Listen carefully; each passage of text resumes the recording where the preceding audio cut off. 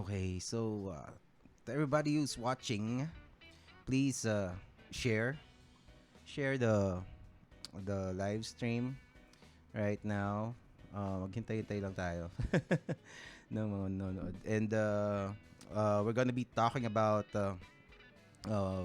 geology, volcanoes, earthquakes, and the other rats of Mother Earth. Pero of course, we're gonna focus on the Taal Eruption. Uh, Oops, teka, mali. Yan pala muna. Okay, so what's up? This is the first. Took me a while to get my bearings, pero this is the first episode of the Powerful Komiksman podcast for 2020. So this is the latest Happy New Year you're ever gonna get. But pero Chinese New Year pala, no? Chinese New Year. So Today. pwede. Pasok tayo. Happy New Year. Again, please like, share, comment. This is gonna be a great episode. I've been looking forward for this episode to happen for a couple of weeks now, and I'm really happy na we get to do this. And like I always say in the podcast, yung mga isa sa mga paborito ko talagang mga ginegest dito yung mga scientist. At saka yung mga taong talagang kung mga di hamak na mas matalino sa akin. Kasi 'di ba? Kasi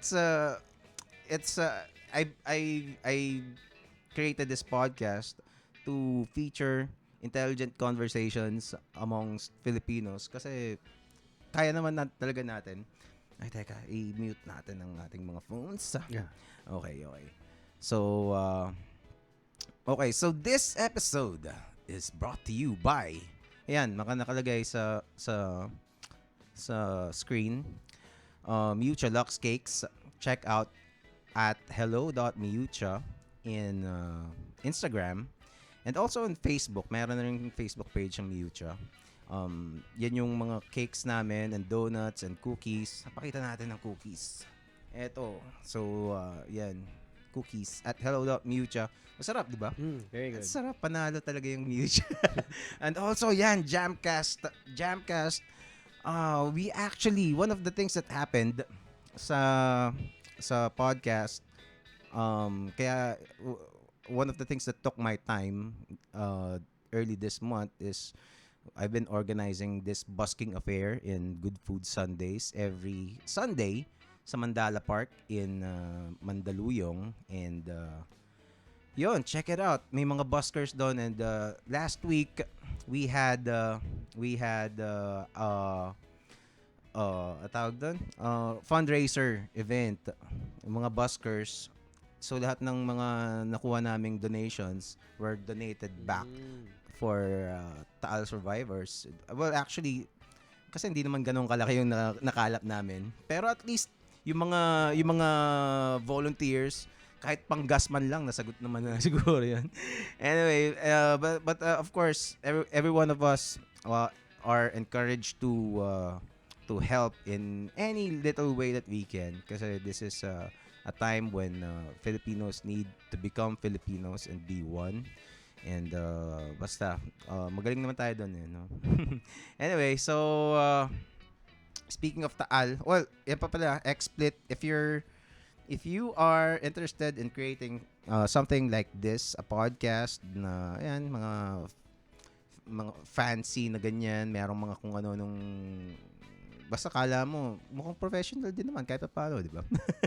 May mga nagsuswitch. And if you're interested in creating your podcast, kasi podcasts are popping up left and right these days, which is great. So try out XSplit. There's a download link in the descriptions. Check it out. Basta yan yung ginagamit ko na program to create this. Okay, so speaking of Taal kanina, I have a very special guest na very excited ako nakausapin siya. Oh my God, teka, nawala yung ano ko. Nawala ang aking test. Teka. Nasaan yung ano?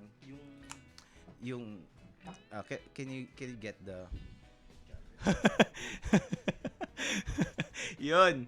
Thank you. Okay, so nawalan ako ng charge.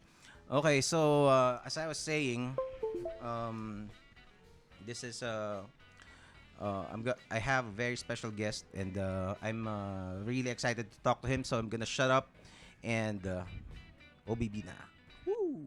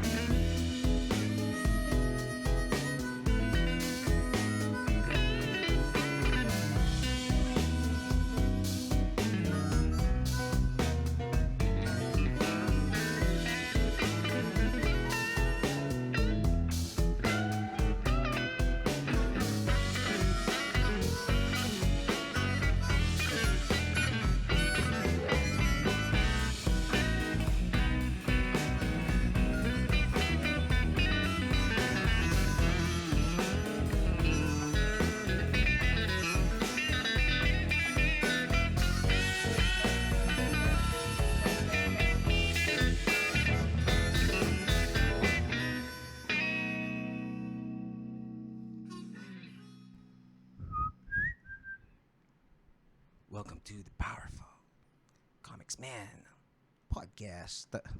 Okay, so as I was saying, I have another scientist on the show tonight. Tonight na, no? Tonight.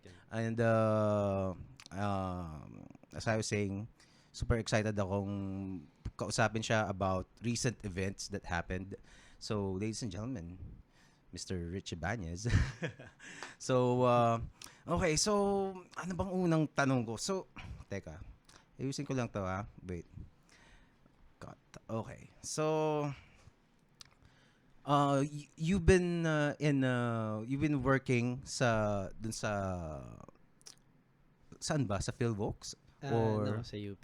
Sa UP. Yes. Sa NIGS, Yes, National Institute of Geological Sciences. Alright. So, kanina tinanong ko na pero tatanungin kita ulit. So, anong pinagkaiba nung NIGS sa Philvox?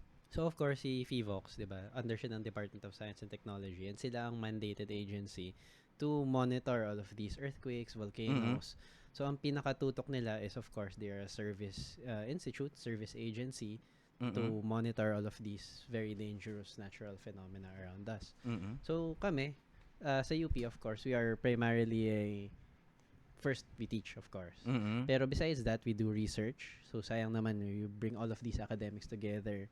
So, we do research, we do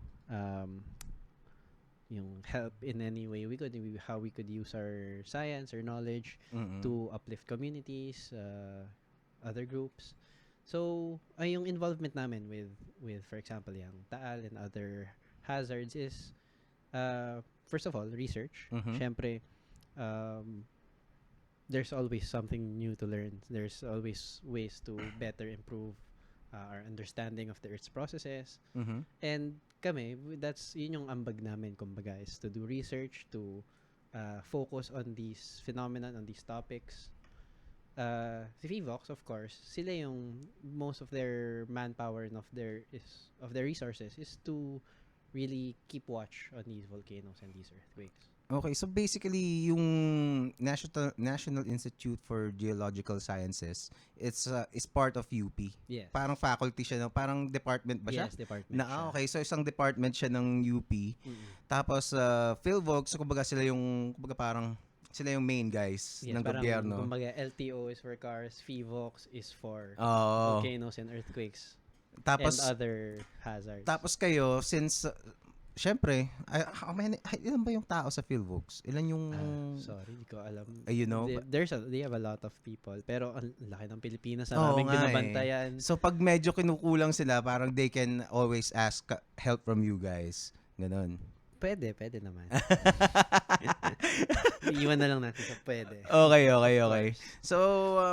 So basically, iba yung pero right now, every mandate that comes from the government are parang based on the advice ng PhilVolks. Yes. So, yan yung Can you- sila yung nagsiset kung if it's safe to return, kung gaano kalaki ba yung danger zone. Mm-mm. So, based on their instruments, on their analysis, sila ang magsasabi na ito yung areas na we should stay away from.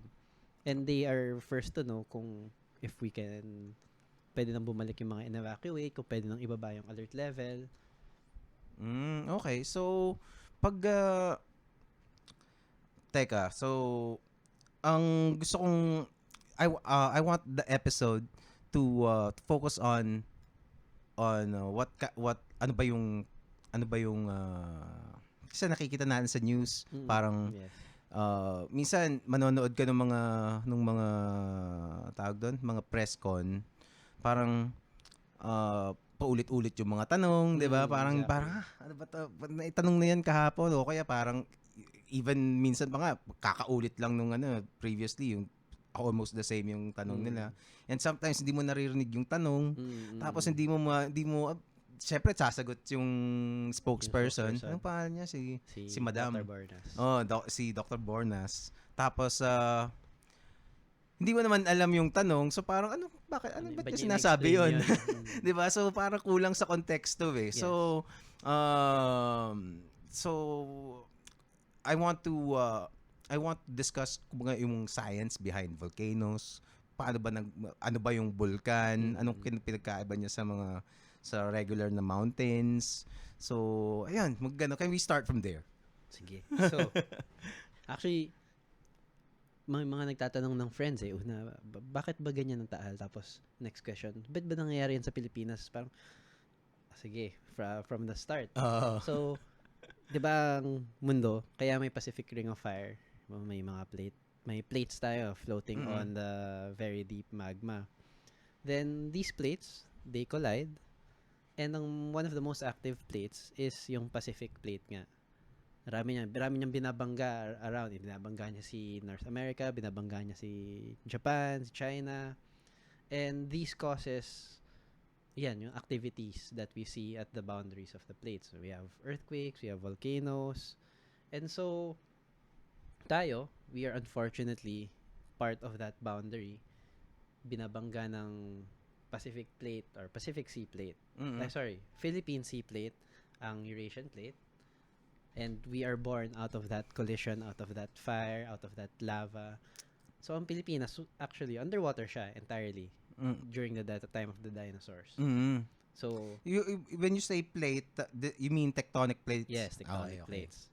So, teka, ano yung tectonic plates? Sorry. Kunyari, bilog. Magma. Tapos, patong natin ng 20 large. Teka, kunin natin yung may bilog dyan eh. Yan, kunyari yan ang Earth. Actually, moon yan. Oops. Teka. Yun. Okay. Napakinabangan. So, kunyari, Earth. Sa loob niyan, magma. Okay. So, yung outside ng Earth, hindi yan one solid piece. Isipin mo, itong surface na to, biyak-biyak yan. Mga ilang yun yung tectonic plates? There's maybe 20 plus. Okay. Hindi ako updated sa recent count eh. Meron mga lumubog na. May isang lumubog sa mga bandang North America. So, for example, this piece, it's floating on magma. Yung crust natin, biyak-biyak yan. And they're constantly bumping into each other. And one of the most active and the largest is yung Pacific Plate. What causes these tectonic plates to move at all? Spinning of the Earth. Okay. So, yung core, magma, it's all moving inside. Natatangay din yung movement nun with the Pacific Plate, the tectonic plates. So basically, since 'di ba the core of the Earth is liquid iron nata, diba? Solid then liquid. Solid then liquid. Dalawa sila.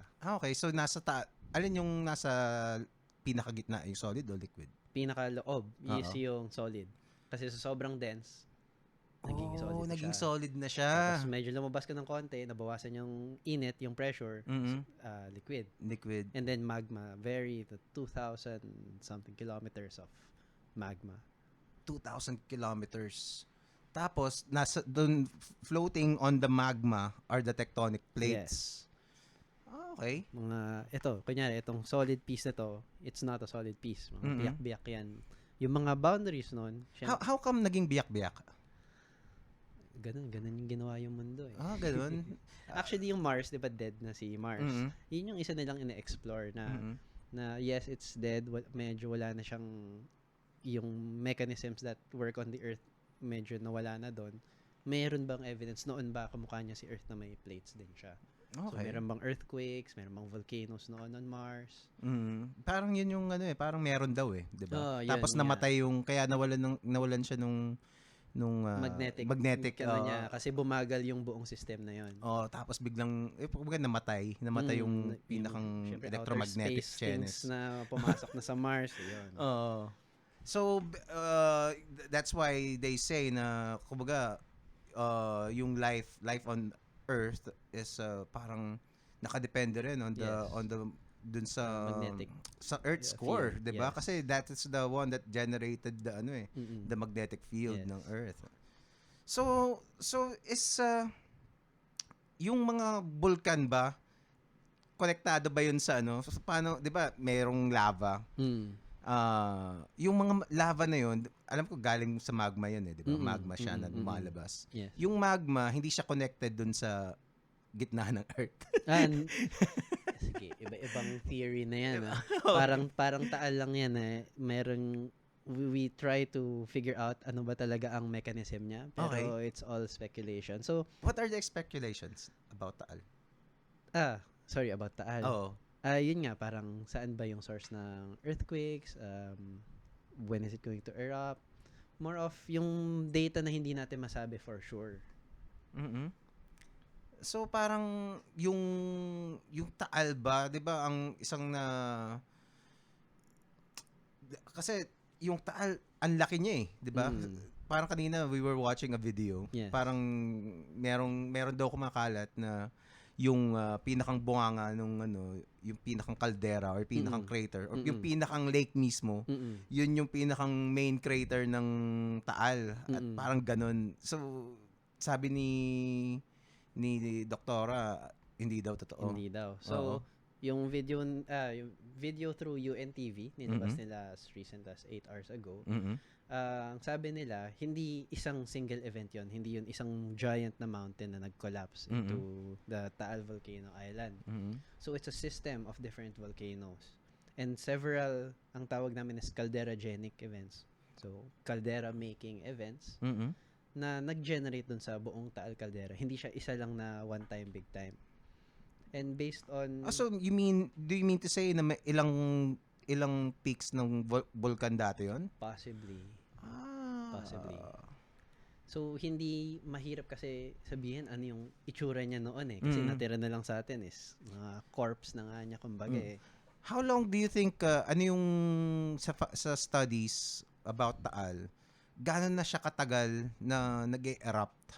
Kasi parang, I think it's supposed to be the smallest volcano in the world pero one of the most active, di ba? Hindi totoo yung diba? yung smallest volcano. Yun lang yung above water. Pero kasi if you remove that water, makikita rin talaga natin yung buong, and it's not like Mayon na isang volcano tapos malinis na gano'n. Ang Taal and yung entire area around Taal, kasama na natin yung Makiling, 'di ba? Ang rami dong malilit na rin. The area is highly active. So si Taal, it's not necessarily one volcano. Talagang marami yung activity, marami yung eruptive events around that area. How is Taal different to other volcanoes, like let's say Mayon? Kasi parang picturesque talaga Mayon, yung poster child ng ng volcan yung Mayon Panlaban natin sa Mount Fuji yun. Oo nga. So anong pinagkaiba nila? So si Taal, of course, it's very unique na yan. Volcano within a volcano, yung caldera, Tagaytay Ridge, and all of that. Pero ang kakaiba kay Taal is that ang rami niyang eruptive events. Ayan. Ang rami nangyari in that area. For example, Taal Volcano Island, it has 47 craters just on that island. Paano nangyaring 47 craters? Iba-iba yung nilalabasan niya. Meron ba tayong makikitang mga infographics diyan? Sige, hanap Kasi tayo. we're meron tayong sa mga Facebook page madaming nag-share 'di ba? Anong do you recommend Facebook page where we can Let's see look at Dr. Lagmay's Facebook page, Mahar Lagmay. Mahar Lagmay? MHAR? Yan. Mahar Yan. Lagmay. Okay. So, let's see. Ay, okay, pwede naman siguro. Public naman yan. Public lahat yan. Dorado. Okay, so, teka, maghanap tayo. Meron siyang dito. Meron siyang mga... Marami siyang sketches. Sa kanya ba yung yung animated na... Yes, yan. Okay. This Diba? one. Mga this hazards one. na, yan. Pwede yan. Okay, ito yata yan eh. Okay. At least meron tayong images. Okay. Okay. So, ganito. Ibig sabihin itong mga tubig na galing dun sa Taal, nakakonekta na pa ganyan? Totoo ba yan? Groundwater yan, oo. Under the surface. So is it rainwater? Yung nandun sa nakolekta ng... Oo. Walang ibang source yan. Especially nasa main crater lake. Rainwater lang yan. So ngayon, di ba, tuyo na siya. Siguro, hintay pa tayo ng a year or so for the water to catch dun ulit. Tapos meron na ulit tayong main crater lake. Ganun pala yun. So, galing lang pala talaga sa ulan yun. Oo nga, no? It makes sense. Kasi wala namang ibang mangyayari. Wala ibang pupuntan. Kapag yun pa yung naging source ng water dun sa lake. Yes. Tapos ito, siguro, I'm assuming may bedrock dyan, tapos nag-sift through. Nag-sift through. Lalo na volcanic rocks, volcanic material, very permeable, madali dumaan ng tubig. Ganun ba yun? Okay, so, teka, panoorin natin. Maganda to napanood ko na to Dakay natin ng konti. I'm sure some of you guys have already seen this as well. So, ayan, ano nangyayari dyan? So, for example, yan, yung magma. May magma chamber tayo, 10 kilometers deep, and merong passageway na straight up. Pero kaya si Taal, meron siyang 47 craters. Hindi naman necessary na kung saan siya lumabas nung first time, dun siya ulit. Baka lumihis siya ng konti to the left, to the right. It can find other passageways for it to pass through. Bakit kaya? Bakit, kasi kung established na yung isang, kumbaga, yung tunnel na yun, parang, kumbaga, path of least resistance na yun Bakit kailangan niya pang lumihis sa ibang mga... So, let's say yung dating magma na paakyat, yung near surface, tumigas na siya. So, medyo fresh, medyo hard pa. But let's say, to the right, to the left, yung older rock, baka nag-fracture na, nabasa, or some other mechanism na sabihin ni magma, ay, mas madaling tumagos dito kaysa dito sa fresher rock. So parang basically, nasa composition din nung volcano. Nung lupa dun sa Yes. Okay. Teka, panoorin pa natin. So, paano nila nalaman na 10 kilometers yung earthquakes? So, alam nila na nandun yung magma talaga. Chamber. So, di ba nagsusukat tayo ng volcanic earthquakes? Parang there are several hundreds a day. So, hindi lang naman yung event. Hinahanap kung saan yun nangyari, gaano kalalim. And of course, the only thing causing that would be movement of magma. So, pag pinaplot, saan ba nangyayari yung mga earthquakes na yun? Medyo na triangulate kumbaga. Saan ba yung mga magma chamber? Saan yung movement niya? Mga gaano kalaki tong yung mass nitong magma chamber na to? Iyan ang tanong. Kaya hindi natin masabi gaano kalaki ba ang eruption. Kasi yun na direct na yan Kung gaano karaming magmang nandyan, yun yung kaya niyang ibuga. And so far, parang wala pa kaming nakitang estimates for that. Pero how would you find out mga seismic chenes? Ano magtawag? Ano ba mga instrumento na ginagamit nyo? Kulang ako dyan sa volcanology na part na yan. Hindi ko sure kung paano talaga. We assume na yun nga, yung earthquakes, ano yung extent niya, ano yung depth, medyo dun na pa-plot kung gaano ba kalaki. Pero again, it's parang ang ultrasound na very very primitive Mm-mm. na ina-attempt lang natin makita ano yung under the surface. But really, it's there's no definite picture. Would you know what are the kumbaga parang challenges, mga hurdles kung bakit hindi maano? I'd assume kasi parang other volcanoes would be easy to detect. O No. no? For Taal, bakit For medyo Taal medyo complicated? parang hindi mo makuha agad na ano. Mm-mm. Kasi parang from what I understood sa mga napanood ko, parang yung mga kaya nila nalaman kung anong nasa loob ng Earth kasi yung mga sound waves, ano bang tawag doon, mga Seismic waves. seismic waves, parang pinapakinggan nila sa kabila di ba? Tapos yung based kung gaano kabilis yung travel ng mga sound waves na yun, yung mga waves whatever. Parang kasi yung seismic wave would travel faster on, let's say, iron liquid or solid ganyan. So so solid to kasi ganito. So ganun nangyayari. Kumbaga parang if you use that same instrument, hindi nila mahuli pa tong Taal ganun. Sobrang complicated nung Taal na system eh. Imagine, yun nga, na it created 47 different eruptions. So, for example, si Mayon, medyo alam natin, isa lang yan. Kasi isa lang naman ng Mayon na nabubuo eh. Pero for Taal in its entire surroundings, sobrang raming ganap in the past and in the present. So, it's very hard to really determine ano yung shape niya. And I'm sure Fivox has a lot of data compiled on this already. Pero, yun nga, yung with regards to eruptive activity, kailan ba siya mag-erupt, gaano karami yung iluluwa niya, mahirap talaga i-pin down. Best is estimates. Kaya when you see, pag nag-press con sila, they use historical estimates. Parang, nung 1700s hanggang dito yung base surge, it erupted for 7 months. Nung 1977, ganito yung eruption, just lasted a few days. Kasi yun yung pinaka definite. Yun yung we have solid evidence on the surface to say those things. As opposed to the best intellectual guesswork that we can do on the underground. Pero sa totoo lang, we don't really know how much yung kumbaga kung gaano kadami yung nasa tangke. Parang ganun. It's like tinatry mong i-ultrasound yung baby dahil sumisipa siya. Okay. So, 'di ba, wala kang magandang imaging solution. Pag sumipa yung baby, ganito okay. I see. Parang siguro yun yung parang best kapaka lang. Okay, exactly. Wala ka exactly. talaga nung actual na ultrasound. No. Ano to parang bilog na. 10 kilometers eh. Nga, ang hirap i-image niyan. Siguro if it was a few hundred meters, kaya. Pero at 10 kilometers, talaga? mahalabo Would you yan. know what kind of rocks are parang present dito sa area na tong ano? Is it especially hard rock ba to? Meron yung towards the deeper parts, meron yung especially hard rock dyan. So we call this intrusives. So may mga what we call andesite, basalt in those areas. Pero pero yun nga, it still makes it very difficult to actually pin down the magma chamber.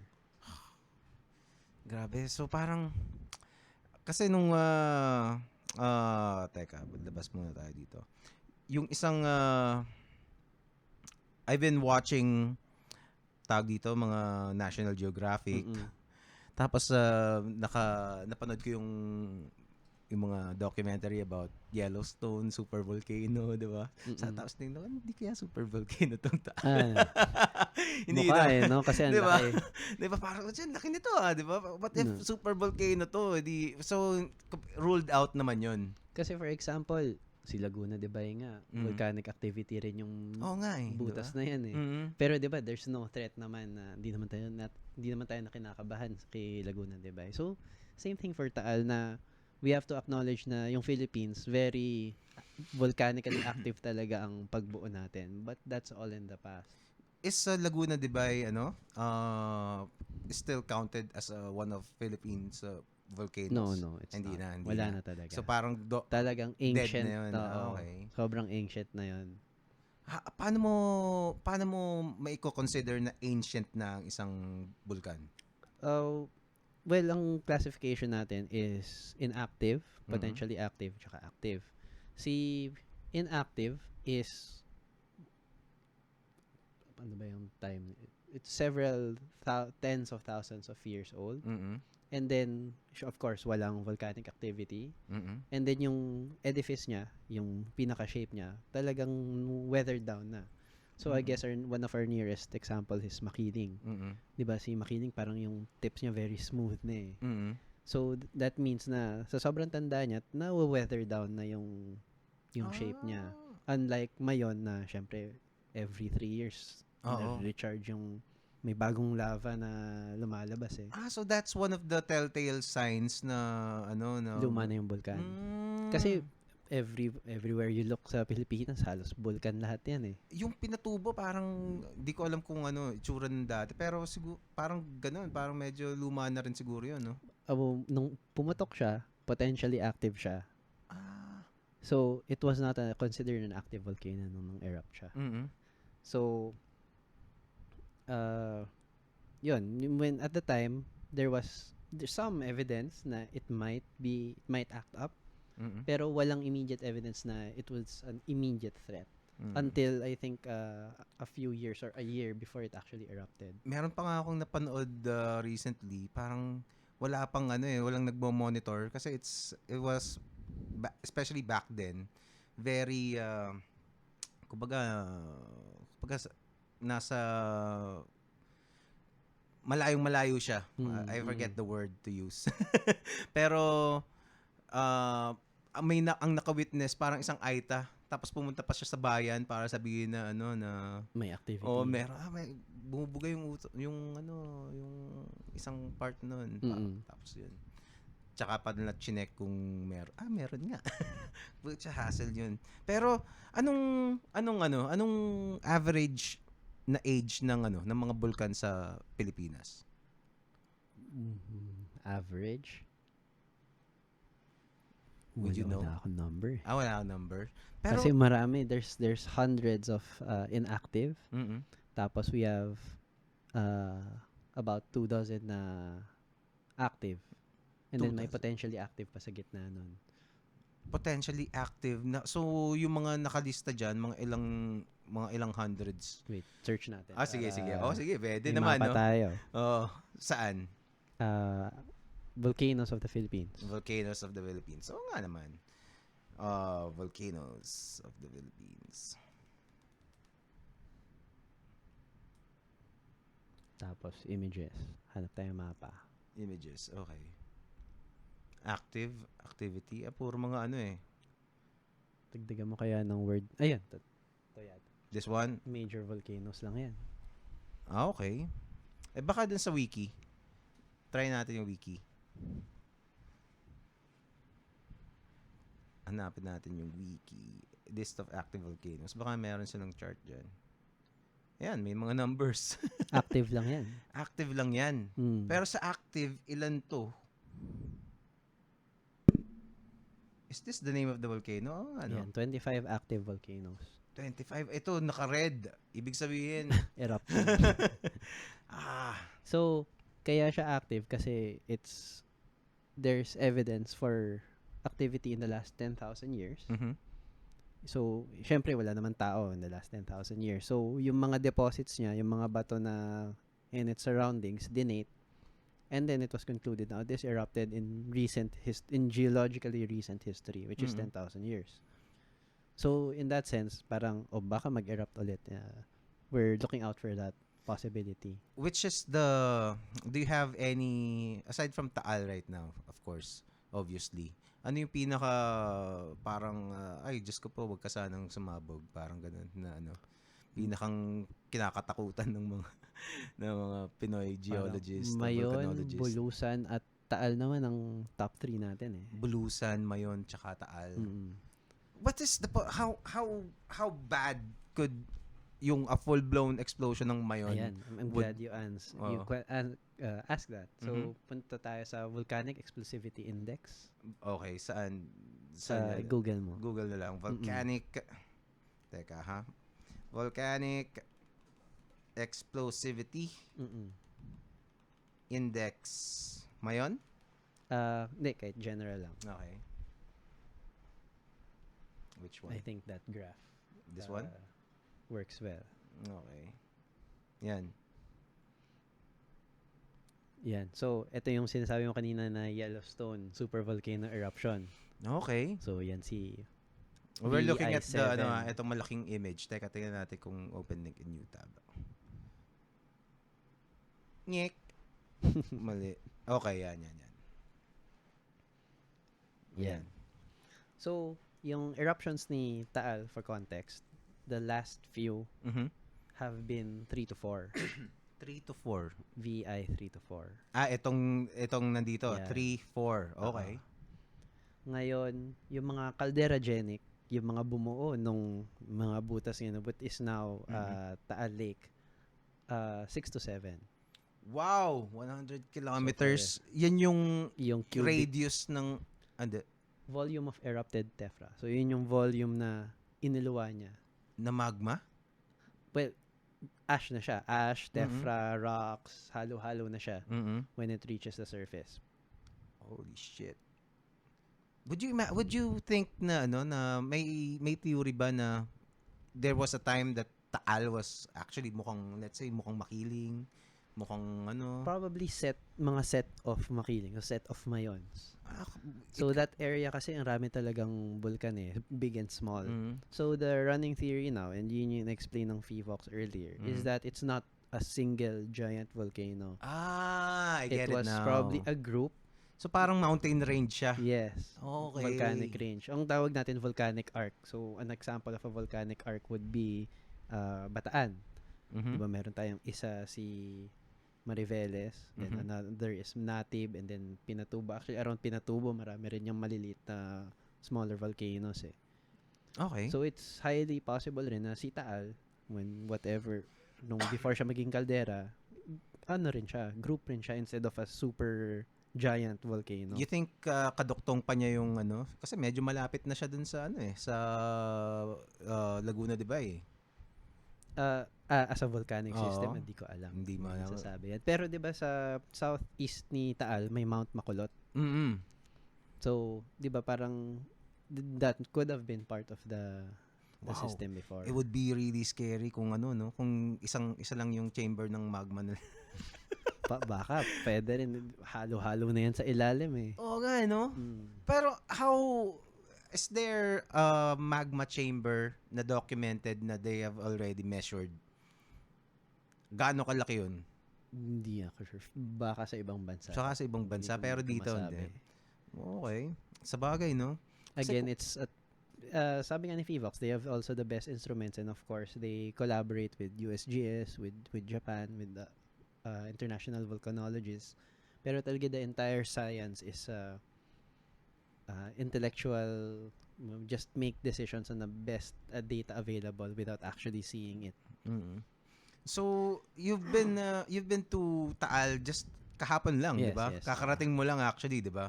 So ano yung status niya ngayon? Medyo nag-alala kami kahapon actually when we were there kasi nag-uusok ulit siya. Okay. It's been relatively quiet nung Wednesday, Thursday, and then yesterday there was a lot of steaming activity. Okay.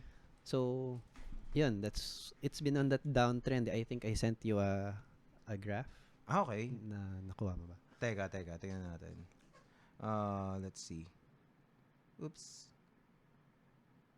Ay, hindi ko nasa Facebook. Nasa Facebook. Wait. Let's check it out. A graph. Ito. Yes. Okay. So, this is daily volcanic earthquakes. Ang source nito is Fivox. So, they put out their daily bulletins. Mali talaga. Okay. Teka, lakihan natin. Control plus. Nasaan yung plus? Okay. Yan. Okay. So, this is daily volcanic earthquakes from the Taal Volcano Network. And in general, representative lang to, pero yan, volcanic earthquakes, sulfur na nilalabas niya sa atmosphere has been on the downtrend for the past few days. Yun lang, kahapon, medyo nagpakita ulit siya ng activity na may steaming. It can be nothing. So, ang theory ni Fivox, kaya tumigil siya the last few days, baka nabara yung yung daanan ng steam. Pero Anong pwedeng makabara doon? bato. Bato Bato, na... ash, lava na tumigas. Okay. So, pwedeng yung channels niya, yung fractures niya, may nakasingit na lava, tumigas. Di na makadaan yung steam. Mm-hmm. So, kahapon, may nagtanggal ng bara na yun. Maybe nag-build up yung pressure ng konti, tinulak without an eruption or explosion yung bara, naglabas ulit ng steam. So, usually mga activities na yan, it's both good and bad. Kaya mahirap talaga i-determine kung ano bang mararamdaman natin about the volcano kasi on one side, it's showing steaming. So parang, ay, buhay pa siya, active pa siya. On the other hand, buti na lang nag-steam siya kasi naman na iniipon niya yon underground. Kasi when it turns really quiet, but you can tell from the earthquakes na marami pang activity, yun yung pwede, nakakatakot. kasi nag-iipon siya sa loob eh. Kumbaga hindi nakakalabas hindi nakakasingaw. Yes, yung pressure, yung volatiles. Kumbaga parang lobo, 'di ba, na hanggat hihip ka ng hihip, eventually puputok yan. Kaya nung tumigil siya dyan sa mga nilalabas niyang materials in the last few days, pero yung Batangas nag-i-inflate, di ba, maraming cracks na lumalabas. Yun yung sobrang nakakatakot. Pero di ba, I remember several times through the years na parang biglang every now and then magkakaroon ng activity, biglang may uusok yung Taal, 'di ba? Every 3 years mga ganun, 'di ba? Parang anong nangyayari nung mga ganun? So the last 2 years medyo actually 1 year na siyang alert level 1, March 2019, but even before that nag-alert level 1 at alert level 2 siya. So ayan, kasi constant yung volcanic earthquakes. Constant yung minsan may nilalabas siyang sulfur, yung tinatawag na fumarolic activities. Yung may mga butas na may lumalabas na amoy sulfur na gas. So, on and off siya. Or actually, never naman siya nag-off pero akit baba. So, in fact, parang nasasanay na nga si Fivox na sobrang active ni Taal. Parang pattern na. Oo, lagi silang naka-alert level 1, di na nawala eh. Kasi Taal is really, really active. Parang to think na that people are always nandun sa Tagaytay, 'di ba? Tapos dun alongside dun sa shore ng Taal Lake, madami na rin mga resorts dun eh. Tapos parang lahat parang oblivious, meron palang kami nga mismo, students namin, dinadala namin sa main crater lake. We go down there.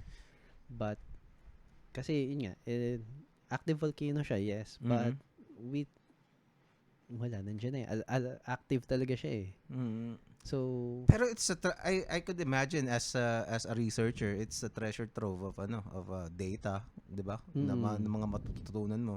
Madami bang may mga ibang countries ba na interesadong pag-aralan yung Taal? Actually, ang raming laging field tripan ng ibang bansa ang Taal. Talaga? So we get visitors from Japan, from UK, from US, other European countries. Meron lagi yan, Taal and Pinatubo, yan ang combo nila. How popular is Taal to the science community worldwide? Extremely. In fact, it's been listed as nung kailan ba, 2010? It was listed as what we call a decade volcano. What does that mean? They created a list nung time na yon of 19 volcanoes in the entire world na when it erupts, it will cause significant damage, significant disruption to daily life. Kasi unlike other volcanoes na active, si Taal, ginawan natin ng city around it. May nakatira sa volcano, may resorts. Kasi it's 2 hours from Metro Manila, the country's capital. Talagang when it erupts and it is erupting, 'di ba? Sobrang laki ng effect. Kaya nga when it erupted, tapos niisip ko, paano kung nagkataon na papunta dito yung hangin, 'di ba? Nung sumabog siya, di tayo natabunan, 'di ba? Papunta nga sa atin yung hangin. North ang buga ng hangin nun. Ganon, bakit nandun siya sa kabila? Pumuntang... yung immediate vicinity nung Taal, heavy syempre yung ashfall kasi outward from the volcano. But once the winds picked it up, north ang dala niya. So for example, ano bang nasa east? Quezon Province. Wala namang ashfall, but as far as Quezon City, yung brother-in-law ko na nasa Pampanga, may konti siyang na-pick up. Well, definitely we had our share of yung Ashfall. volcanic ash, yung ashfall nga. Pero yung bulk nung mga ash na lumabas, Doon na, nandun sa immediate. kabila. Pero is it dun sa may, kasi I'm yung bearings ko kasi alam ko doon tayo sa side ng papuntang Tagaytay eh. Doon sa after tapos Cavite. Kasi yung tinamaan kasi Batangas papunta dun sa pa south yun eh, 'di ba? Yung buong area na yun affected. So yung entire periphery, let's say mga 10 kilometers, 10 to 20 kilometers around Taal Lake. Sabay-sabay silang pare-pareho silang affected by ash. And then pero yung mas heavy is the north. So actually we saw this when we went yesterday. We started sa Pansipit, southeast, traveled west, Agoncillo, then north to Laurel and Talisay. Okay. And sobrang obvious nung effect na in the southwest, ash covered lang pero okay pa naman, intact yung houses. And then when we reach the northwest to north area, yun na yung mga trees na patay lahat, lahat ng houses nagko-collapse yung roofs nila due to the weight of the ash. So, kahit doon on the spot, kita na yung north na medyo mas malakas yung tama sa north. And not ironically, pero unfortunately, Tagaytay was in the north of Taal. So, marami rin silang, nung nag-ashfall, heavily affected rin sila. Damage din talaga. Pero yung mga ang pinaka-affected, syempre, would be the ones near sa shoreline ng Taal Lake, no? So lahat sila ganun rin, makapal rin yung ashfall. So what else did you see when you went there? Saan bayan kayo nagstay or nagbase? Nag-start kami sa Pansipit. Which is yung river daw dati na dinadaan ng galleons. Okay. Yan. Talaga? Saan papunta yung mga galleons? Wait, bukas tayong mapa ng Philippines. Oo nga eh. Taal map. O kaya Google Maps. Oo nga, no? Tama. Para Correct. mas maganda ang Google navigation. Google Maps. Correct. Hanapin natin, ha? Google Maps. Teka. Ilagay natin sa... to everybody who's watching, please share the live stream. And if you have questions, huwag kayong matakot. We can... hanggat nandito si Rich, sasagutin namin yan. Sasagutin niya. Teka, dito tayo. Payatas yan, di yan. Okay, south pa. Teka, nasan yung... Type mo na lang Pansipit. Oo nga, no? Pansipit, Batangas? Yes. Pansipit River, Batangas. Okay. Whoa. Okay. Yan. So, yung river, yung cute na river na yan, noon, it's wide enough and deep enough to accommodate Spanish galleons. Going sa Taal Lake? Taal Lake. Wow! Wow! That's amazing. Hanggang kailan nila ginagawa yun? So, kaya nga rin, di ba, si Tawilis, di ba, smallest freshwater sardine in the world. Kaya rin sila na-develop kasi noon, saltwater si Taal Lake. Oo nga daw. Then, nung nag-seal off nag-erupt ng 1700s, na-seal off yung Pansipit River, nag-transition na into freshwater tong Taal Lake. I see. So, dati malaki to. Yes, enough yan. to make Taal Lake, tawag doon, yung saline? Basta maano siya. Kumbaga, alat siya. Maalat. Wow! Ay, parang may nabasa nga ako sa isang infographic, I think from Raptor yata yun. Tapos, nakalagay doon, yung isang eruption caused it to become freshwater. Yes. So, yun yung eruption na yun. So, yung 7 months na eruption, sa sobrang rami niyang binuga, na seal up niya yung, well, di naman seal up, pero pinaliit niya yung river. Wow! Wow, that's amazing. Yun pala yun. So, dito kayo nakabase? Diyan kami nag-start. Okay. Tapos, alin yung pinaka-heavily affected? medyo nag-iba yung landscape nung dumaan na kami sa may Laurel. Mm-hmm. So, in that area, mas makapal yung ashfall, talagang gray. Kasi in the other areas, medyo may kulay pa yung mga bahay. Ito yung Laurel. Yes. Okay. Mm-hmm. And moving north, talagang yan yung devastated. Okay. Tapos, ano yung mga napuntahan mo? Agoncillo? Yes.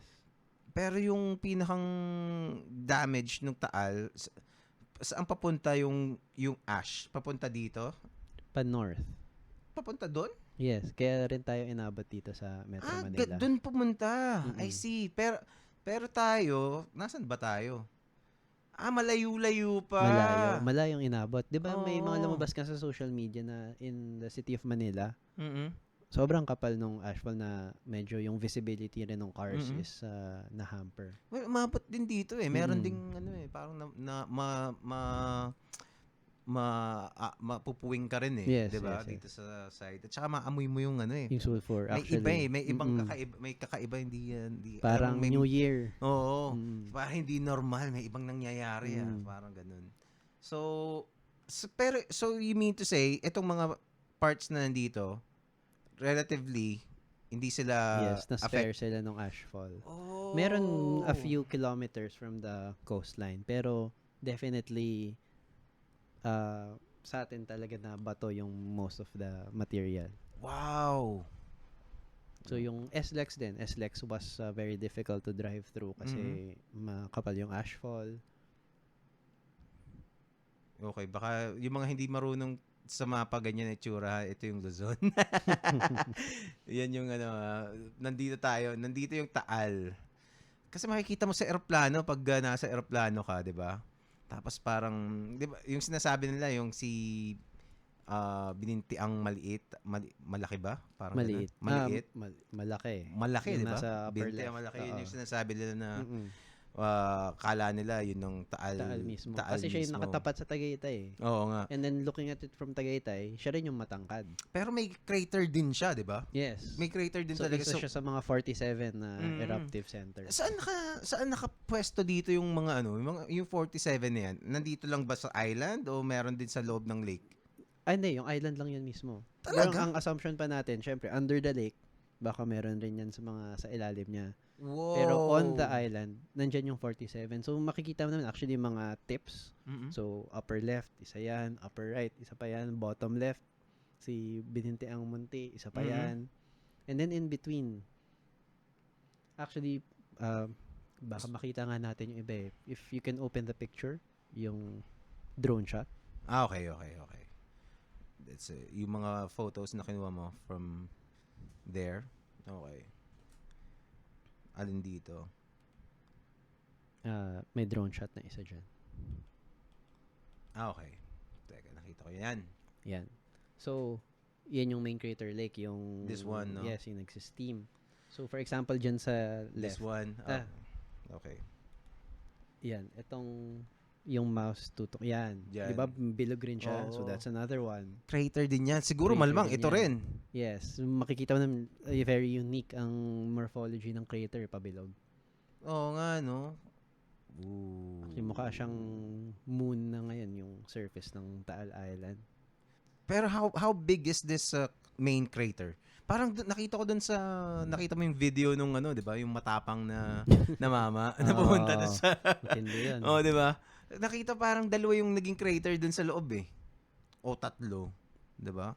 Well, yung main crater. Dito sa Baka loob? kasi sa loob ng main crater, paiba-iba rin yan ng morphology. So, baka mukhang iba-ibang crater siya. Pero in fact, it's one very large okay. one. Kumbaga parang meron lang ash na naka-cover tapos parang nagway lang. Pero sa totoo lang, yung nasa ilalim nun, isang funnel lang. Yun yung sinasabi ni Fivox na very complicated ang topography nga ng Taal. Na it will have an effect if nag-erupt siya ng violently. Okay, let's say hi to Ariel, Benedict, and Ernesto Gutierrez. Watching from Canada, watching from Orly. If you please share this live stream, this podcast. We're also streaming live on YouTube right now. So we're both on YouTube and Facebook at the moment, and this will be uploaded on Spotify and iTunes podcast later on. Of course, yung audio na lang. And ang dami mga sinasabi na I'm learning a lot from Rich right now, and I'm really kumbaga yun yung mga gusto, like I said all the time, um I love having scientists, especially yung mga legit ones who has experience on the field, 'di ba? And kasi pwede naman ako mag-invite ng isang tropa na mahilig din manood ng YouTube, 'di ba? Facebook post. Oh, 'di ba? Ako kasi ganun lang eh. Tapos kasi may matututunan ka rin naman na na kahit papaano, at least may alam mo kung ano yung tectonic plates, 'di ba? At least may idea ka kung ano yun. At least alam mo yung word na tectonic plate. So, pero yung somebody who you really studied this, no? Yes. So, tapos you're also teaching, and Yes. You were actually on the field. Ano pa yung mga experience mo about other volcanoes and Actually, volcanoes, ito pa lang yung first na natutukan namin. Kasi, of course, Mayon. Pero, well, first of all, malayo ang Mayon. Pinatubo has not shown any activity. We've done earthquakes. So, pumunta kami ng Cotabato nung nag-earthquake nung November and December. Pero you are primarily a geologist, di ba? Yes. So, iba pa yung volcanologist. Definitely. Kasi sobrang, as you can imagine, itong usapan pa lang natin, napaka-complex ng volcanology. Ang raming kailangan aralin eh. How is it, ano yung pinakang difference ng volcanology sa geology? Well, volcanology would be a subset of geology. So first of all, you need the geological background in earth science. Pero pag sa nag-volcanologist ka na, talagang aaralin mo yung very specific na instruments, na processes ng vulkan. Kumbaga parang as a doctor, nag-specialize ka na. No, kumbaga parang eye doctor ka o kaya para. Okay. So si volcanology, 'di ba? The story is very complex, the instruments are very diverse. And as a volcanologist, magfo-focus ka na on those things. So as ang geologist, ano yung mga things that you focus on primarily? As a geologist, it's very general, 'di ba? Earth science. So may iba nagba-branch out into environmental. May mga, syempre, ang Pilipinas is mining. Meron sa energy, geothermal, oil. Meron sa rocks, meron sa paleontology, so fossils. How about earthquakes? Volcanology ba yun? Well, yung earthquakes natin is si VVOX rin nagmo-monitor, di ba? Kasi it's along their line of work. Pero not necessarily volcanology. So, mas tawag natin dyan is structural geologist. Okay. Yung structural being structures on the earth such as faults. So, what are the things that about the Philippines geology na alam mo kasi ako wala akong idea eh. Di ba? I don't ano bang meron dito sa Pilipinas? Ano bang geology ng Pilipinas? So can you give us a brief about the geology of the Philippines? Ito yung pinipitch namin sa students sa mga pumapasok na freshmen kung alam ba nila ang pinapasok nila. Okay. So the Philippines is extremely geologically unique. Kung pinagmamalaki natin ang biodiversity natin, we should also be really trying to showcase yung geology natin. Kasi the fact that we are Pacific Ring of Fire, we have a lot of volcanoes, we have a lot of di ba ito na yung nag-result, ito rin yung things that give us our tourist destinations. So Tagaytay used to be one, Pinatubo, Mayon is a tourist destination, El Nido, Baguio, Sagada. Ang tourism industry natin benefits greatly from the geology that we have. And beyond that, diba, yun nga, we are one of the hotspots. Hindi man hotspots. We have a lot of resources in mining. Gold, copper. In the Philippines, sobrang rami nating ore resources. And these are all results of pagiging volcanically active natin. So, syempre, ang trade-off doon, lahat na rin ng hazards, meron tayo halos. Oo nga, no? Yung mga snow-related hazards lang halos ang wala dito. Oo nga, no? Tornado nga, meron na tayo dito, pero not as big as the US. So, yun, it's a really interesting place to study geology in. How would you define geology ba? What's the, ano talaga siya? What is geology? Study of the earth processes. And ito rin yung isa pa naming pinipitch sa freshmen when they come in. Unlike the other sciences, physics, chem, there's a lot of art and creativity involved in geology. Really? So, like how? Yan pa lang, Taal. Parang we have all of this data, we have these points, we have our instruments telling us all of these things. Pero you have to visualize, you have to imagine, ano ba ang connectivity ng mga processes na to? Okay. Ano ba ang, di ba, strictly technical or scientific mind, if kulang ka doon sa creativity and imagination, it's hard to imagine what's going on underneath. It's hard to visualize and communicate that visualization to others. Okay. So, for us, for yan, yung mga nagpe-press con sa FIVOX, it takes an equal amount of creativity to be able to properly tell people, show people, ano bang processes, ano ba nangyayari dyan sa Taal. Hindi yung puro sinasabi lang, ganito karaming earthquake, ganito karaming sulfur. I mean, what does that mean? How do we imagine? Tapos, di ba nga, may mga lumalabas ngayon sa Facebook na mga sketch diba? Ng? Yung, parang yung sa Facebook ni Dr. Ybañez, yung kanina pinapanood natin. Di ba, yun, kailangan ng creativity to be able to sketch those things, to show the process. Kumbaga parang i-relay mo yung what it is actually to the masses especially, di ba? Kasi it's hindi mo nakikita yun eh, di ba? Sa ilalim niya nga niya. So we don't work with numbers a lot, di ba? Parang hindi tulad ng, again, the other sciences na it's equations, numbers. We have to deal a lot with visuals din, with being more creative with how we present our data. Okay, so far, ano yung mga, are there dalawang question siguro.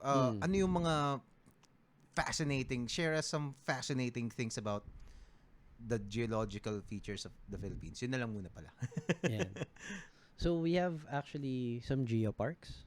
What's that? Geoparks are parang sobrang, kung baga sa Palawan, if we have these protected areas na kasi very great biodiversity, so protected area, bawal maggawa ng activities dyan that would disrupt the biodiversity. We have geoparks that in an attempt to preserve these areas for their unique geological value. So isang example niyan is Masungi. Masungi sa Rizal. Sige. Tapos another is yung sand dunes sa Ilocos. So you're familiar, may sand dunes sa Ilocos. So it's very unique tropical country tayo, pero meron tayo parang maladesyerto na lugar. Ano yung Masungi? Hindi ko alam yung anong meron sa Masungi. Ito. Nakikita mo yan sa Facebook, sigurado ako. Di mo lang na yung pangalan. Yung mga rock formations dun sa Tanay, yes. di ba? I see. Ito.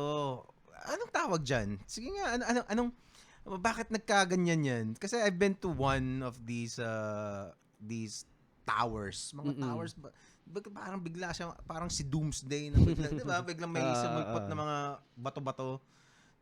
So, what happened here? Actually, ano lang yan? That's limestone. And then, yung nakikita natin sa El Nido. Limestone used to be parang nasa ilalim ng dagat, di ba? Corals. Wow. So, sabagay, we were yun nga, everything underwater nga tayo lahat pala, yeah. So, kahit nga Sagada, di ba? Even Caves. Baguio, di ba? Baguio.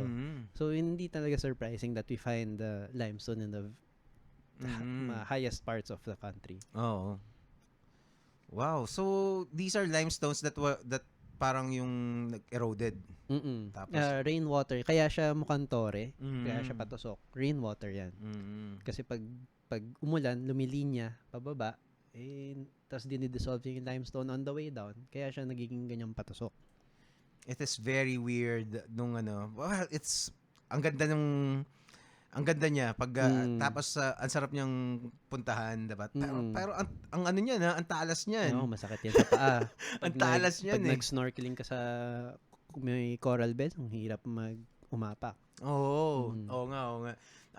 Pero nung a few years ago, nagpunta ako sa Nagpatong, sa Tanay din. Parang syempre makikita mo yung mga photos ng mga pumupunta doon. Parang nature trip, 'di ba? Ganyan. Parang the weirdest thing ever. Nung nandun kami, ang haba ng pila. Ang haba ng pila, tapos yung pila para sa umakyat? Oo. So pagpunta ko doon, pag-akyat, syempre doon pa lang sa baba, may pila na na yung mga gustong umakyat. Siguro at around siguro mga, let's say, 30 people. Mga less than 50 people. Nandun sa base nung pinakang rock. So, parang, okay lang. Diba? Pag-akyat namin dun sa may rock, ang na-imagine ko, ang naalala ko yung mga penguins sa tabi ng shore na madami. Nakalinya. Nakalinya. Parang nasa Divisoria sa dami ng tao. Parang kala ko nature trip to. Pero syempre, yung pag pinicturean ka, hindi kita yung nasa ilalim eh. Yung pala, ang daming tao dun sa likod dun. Pag pinicturean ka, kala mo mag-isa ka lang doon. Ganun mo, alam na nila yung mga angulo dyan eh, para... Oo nga eh. Pero it's malapit lang to dito eh. Sa Metro Manila. 1 hour, 1.5. 1.5. So if you're... Tsaka the trek is not that no, it's very friendly. Inayos nga nila yung trail para tourist friendly talaga.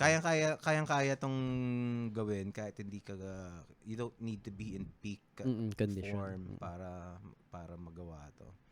So what else? So yan, tapos sand dunes. Bohol. Chocolate Hills. Chocolate Pero Hills, right now, course. they're trying to turn the entire Bohol Island into a geopark. Why?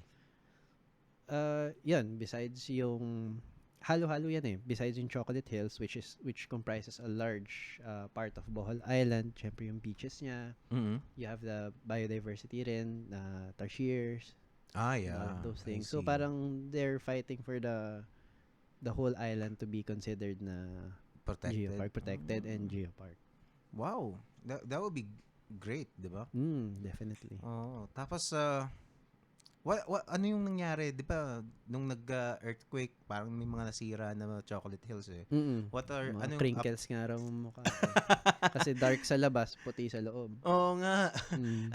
Anong update dun?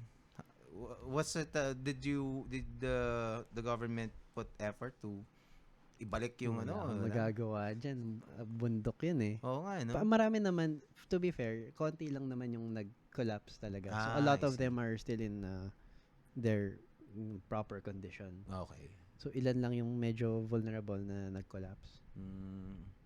So okay pa. So yung bang mga, yung mga, let's say, what's that diving site sa may Palawan area? Tubataha. Tubataha. Is it considered a geological? Well, hindi siya geological eh. Bakit? Kasi coral reefs lang siya, 'di ba? Hindi siya pasok sa description. geology. Hindi siya pasok sa description. Pero let's say there's a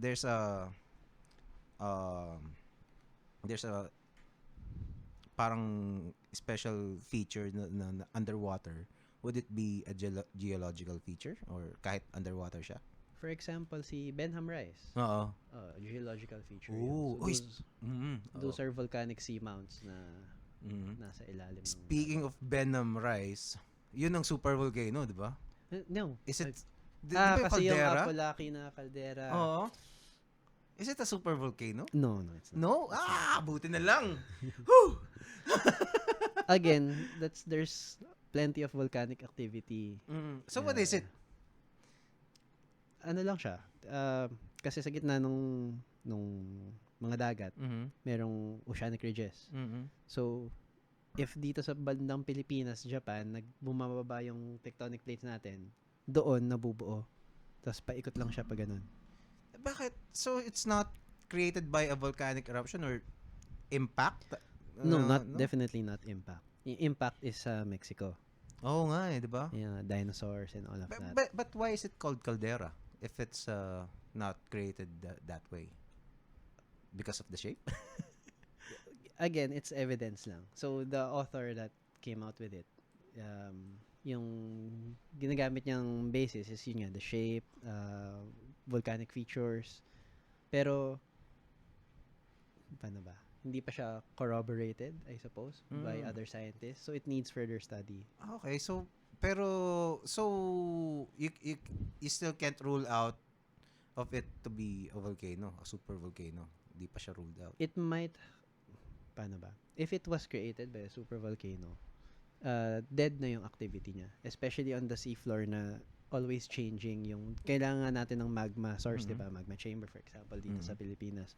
Yung mga nandun sa dagat, ocean floor, nalayo na sila sa magma source nila. So basically the running theory right now is it is created by the movement of the tectonic plates. Tapos it just so happened it formed the shape of the That caldera. shape, yeah. Okay. So I suppose kasi kung super volcano siya, there would be evidence all around the world, no, sumabog siya na, alam mo yun, yung mga ginagawa nyo na mga layers ng ano. Saan nang galing tong mga ash na to? Yeah, diba? exactly.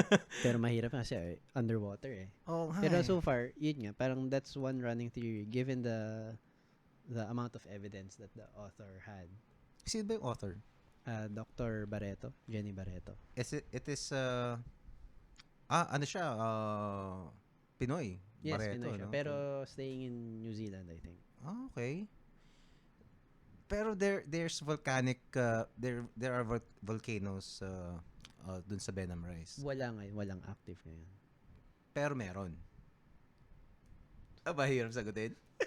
The same way na vulkan si Makiling, I suppose. Meron. I see. Pero long extinct. Okay. Well, that's good news. 'Di ba? Kasi if you're gonna watch yung mga documentaries nga about super volcanoes, doomsday scenario talaga eh. 'Di ba? 'Di ba yung Yellowstone? Buti nga wala tayong Yellowstone. 'Di ba? If Yellowstone erupts, kasi if to those who don't know, yung Yellowstone Park sa US, yung nandun si Yogi Bear. Basta yung Yellowstone Park, it is actually recently lang nila na-realize, 'di ba? It's been, well, may 2012 tayo na movie, 'di ba? Yellowstone ng ano. Oo. So, active yung area, pero I think recently na realize na how dangerous it might be. But they always knew that it is a volcanically active kasi nandun yung geysers eh, 'di ba? Pero yung pagiging super volcano, parang shit. Ang laki pala nito, 'di ba? Parang akala nila parang it's just parang Los Baños na alam mo 'yun, mga hot springs, ganyan. Tapos yung pala nakita nila sa satellite images ata. Tapos isa pala siyang caldera na malaki talaga. Teka, anyway, if it explodes, parang it will wipe out the US probably, no? Hindi yung eruption mismo pero yung sulfur, yung the same way here na we're affected by ashfall, we're affected by sulfur. Kung eruption lang mismo, 'di ba? I mean, yung pinaka-affected lang naman nasa Taal Island eh. Pero yung effects of the ashfall or sulfur, air quality, yun yung talagang will cause trouble. And also it could instantly change the climate, 'di ba? So pinatubo drop global temperatures by 1 degrees Celsius when it erupted. And that's significant, no? That's significant. Kahit 1 degree global warming, climate change nga natin ngayon, 1 degree rin ang sukat natin eh. Oo nga no? Tapos, and also this super volcano rin sa Indonesia naman, di ba? There's this parang si Krakatoa ba yun, di ba? So when it erupted, nearly wiped out, that's yung sinasabi nila nearly wiped out the ancient humans, yung mga I'm not familiar. Kasi parang the human population back then dropped significantly to the brink of extinction dahil dun sa because of malaking eruption. kasi well, you can imagine what happened. Siguro nagkaroon ng mini ice age doon or basta May effects naapektuhan siya. yung ano niya, yung pamumuhay nila. So let's go back to Taal.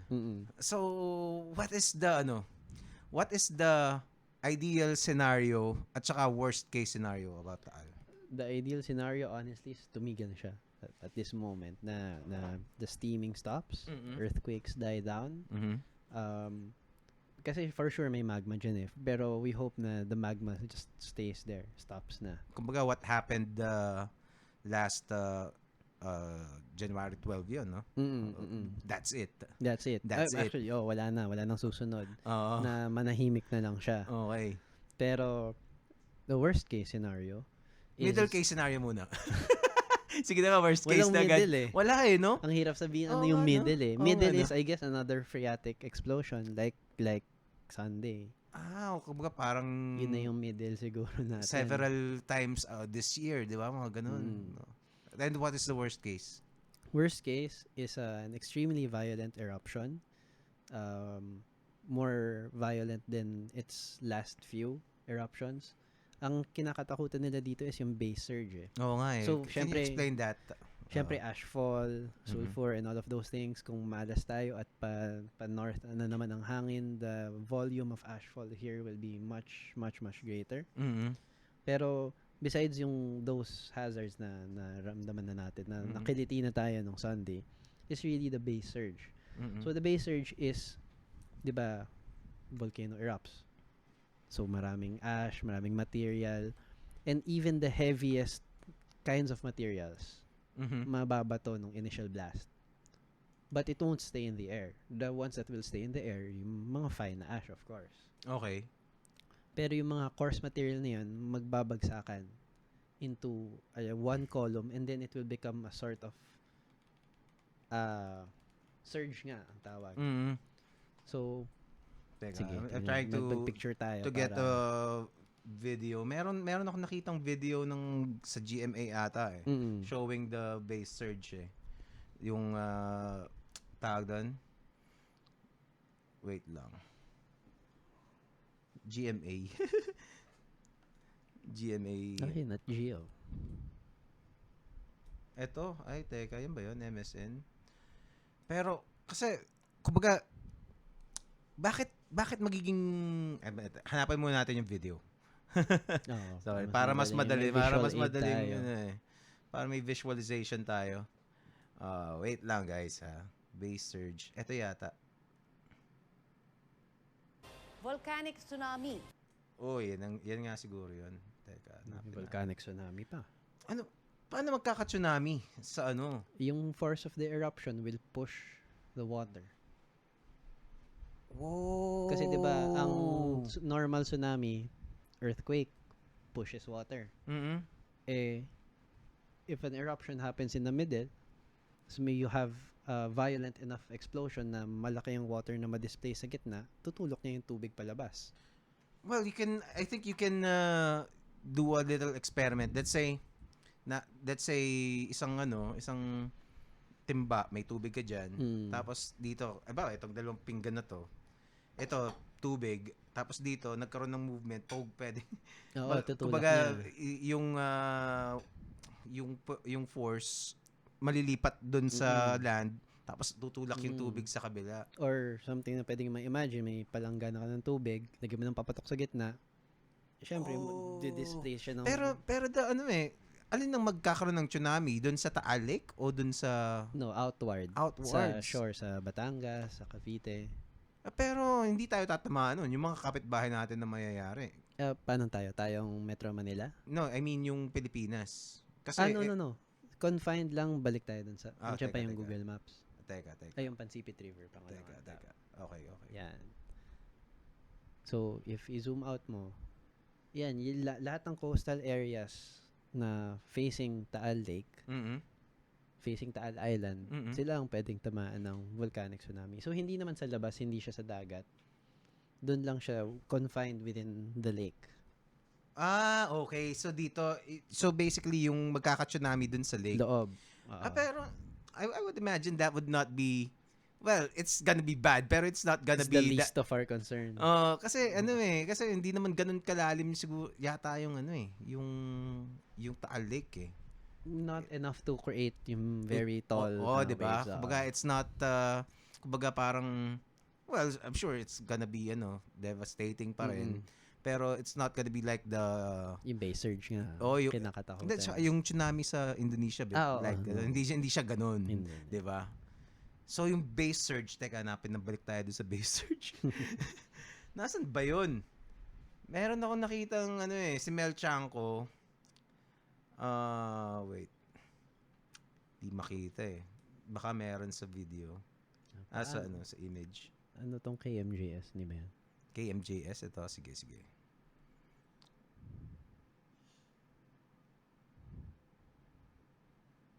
Ay, Wala. Base surge dito.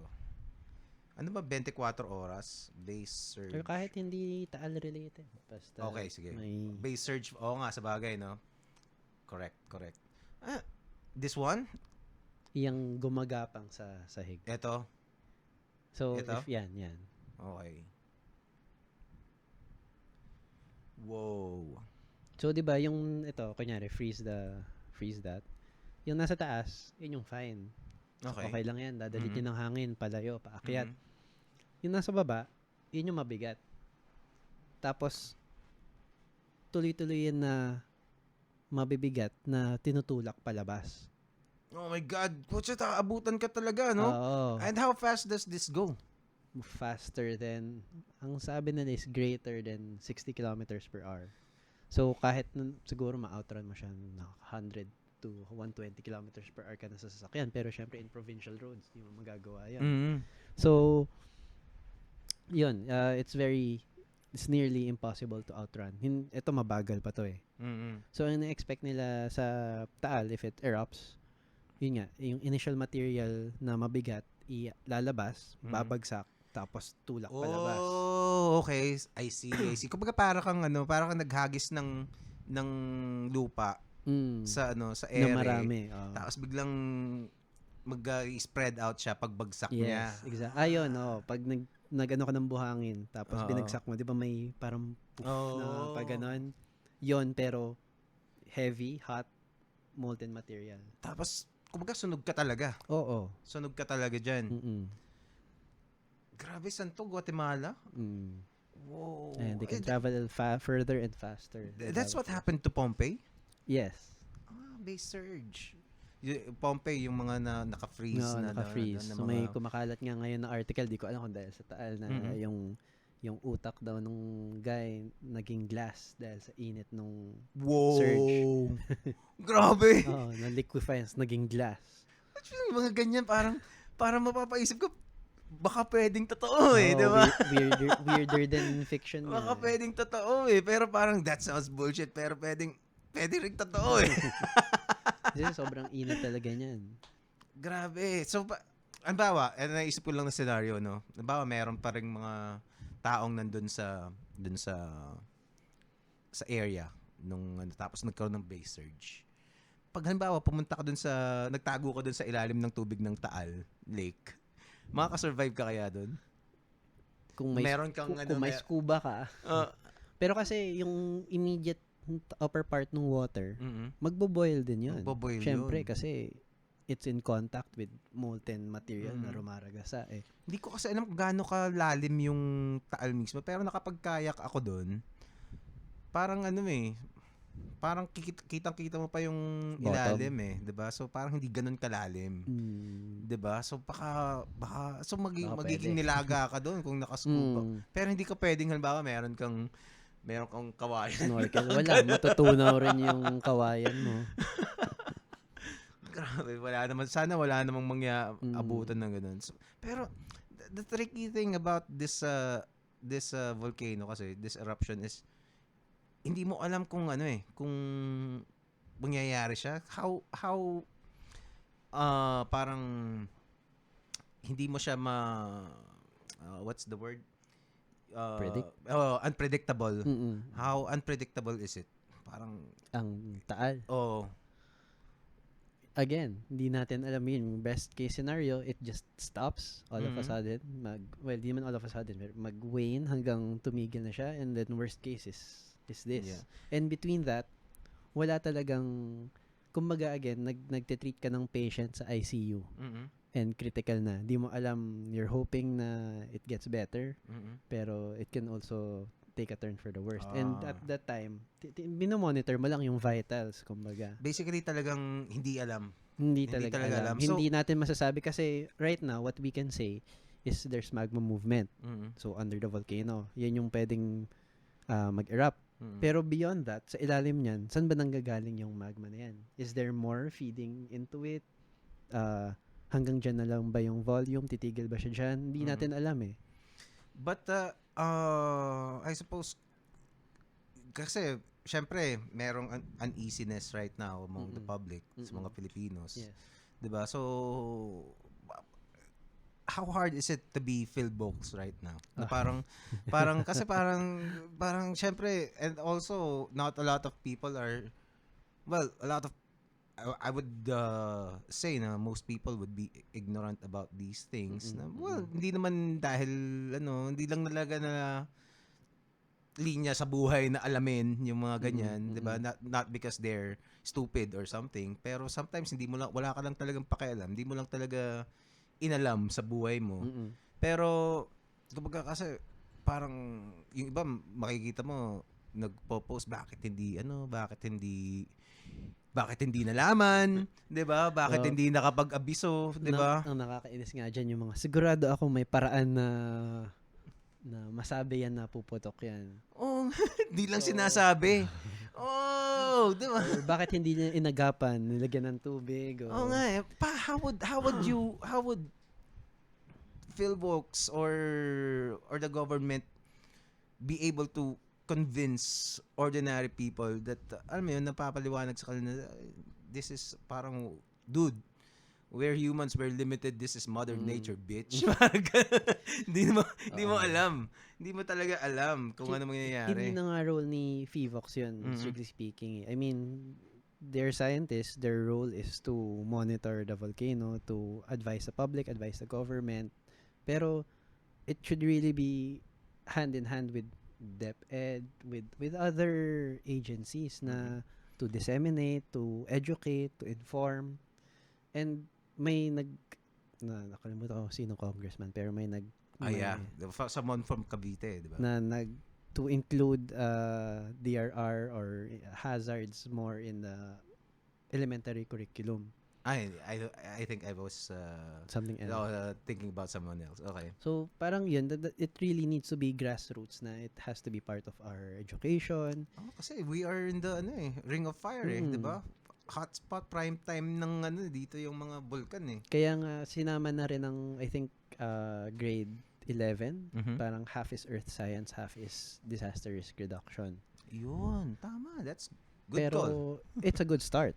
Pero for example, syempre yung mga grade 11 ngayon, sila na yung natututo niyan. But what about yun nga, our other countrymen na will not go through that kind of education anymore. Yeah. So how do we inform them? At saka, not to rag on parang, do we have enough teachers that could teach these things talaga accurately? Yan din ang diba? question. So, not to with all due respect to with teachers. all due respect to teachers, 'di ba? Kasi hindi mo parang hindi mo naman basta there's a good chance that the teachers themselves need to learn about these first, diba? So, yun. Kaya rin, for example, in UP, we have the National Institute for Science and Mathematics Education. So, talagang it has to be a very cooperative effort na we don't rely on just the teachers and just Phivox. Talagang we have to train scientists, have to train the teachers, have to train or teach our citizenry to be more, well, first of all, science-based na, to trust in science, for example. Yeah. Not just in hazards. Pero, yan, kunyari, nangyayari nga dun sa vice mayor ng Talisay. Na, did you see that? No. Na sabi niya, opinion lang ng Phivox yan. Oh. Na, sino ba yung head ng Phivox, si Solidum? Diyos ba siya? ganong level na and we can try to understand him na sige, maybe he's just desperate and Yeah. syempre he's from there, he sees Mm-mm. what everyone is going through, pero it doesn't help, and Oo nga eh, he's no? putting lives in danger. Well, I would imagine this is the worst case scenario for Philvox would be to declare that it's safe, tapos biglang boom. Oh, Di ba? exactly. Yun yung burden na nasa kanila. It's Diba? the burden on them for every earthquake, every volcanic eruption na where do you draw the line? And it's not just that. Parang as a scientist, syempre, you read the data pero you also need to read the people na on one hand, VVOX has to consider the safety of the pero on the other hand, they also have to think na it's on them to determine how long people will stay in evacuation centers, which are not the best Oo nga eh, places diba? to stay in, di ba? Yeah. Napakahirap nung Can you the choice imagine? they have to make. Can you imagine us right now kumbaga having the need to evacuate our homes Right now. right now, 'di ba? Sa lahat ng mga nanonood, aalis ka tapos pupunta ka sa gym ng school na pinakamalapit sa inyo, doon ka titira. Tapos yung trabaho mo, kung anong ginagawa Stop mo, lahat. parang drop everything. And basta lahat ng mga basic necessities mo lang, malamang clothes lang nila yung 'di ba? Tapos hindi mo alam kung saan ka mag-CCR next time, 'di ba? Itong mahirap sa Taal is indefinite. We don't know how long it can drag on for 7 months. Historically, it's dragged on for 7 months. Really? That's the pattern. Yun yung historical record. Like I said, VVOX best guess is, or best data is based on historical. They cannot say baka mag-inarte ang Taal. It does it for 1 year. It's not impossible. It's unlikely based on historical data, pero it's not impossible. I see. Pero how long have we been tracking volcanic activities in the Philippines? Ang mga magagaling dyan, yung mga Jesuita. Oh. So, kasi sa mga order of the priests, syempre Spanish times priests, sa order ng mga priests, sila yung pinaka medyo mahilig mag-observe. And so, si Manila Observatory in Ateneo, they have records of Spanish priests. So, some of our earliest... mga Ateneo or Jesuits? No, diba? Jesuits. So, yung mga earliest records natin for typhoons, earthquakes, may records sila. So, they have records of yung very old storms, yung gano'ng kalakas. May mga surviving records ba pre-colonial? Ay, wala. I don't think, no? nung pumasok ang Espanyol, Oo. slash and burn lahat yan eh. Oo nga, no? Mga, siguro, anyway, mga myths na lang siguro No, yung exactly. mga natitira. Oo. Unfortunately. Oo nga, pero yung it's really yung unpredictability, yun ang yun ang pinaka kasi mahirap. Kasi what if nang mangyari nga yung sinabi ko na parang okay, balik na kayo, safe na. Tapos tapos biglang puta ka na, base surge. Exactly. Pero ano mangyayari? Does Philvox have ano yung protocol nila? Wag naman sana, no? Wag naman sana. Pag nag-base surge. Hindi, yung pag ano kayo mangyayari pag nagkamali, mga ganun.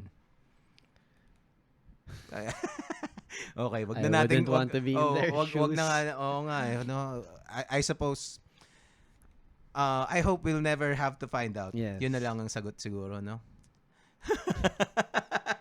Yun talaga. Pero it's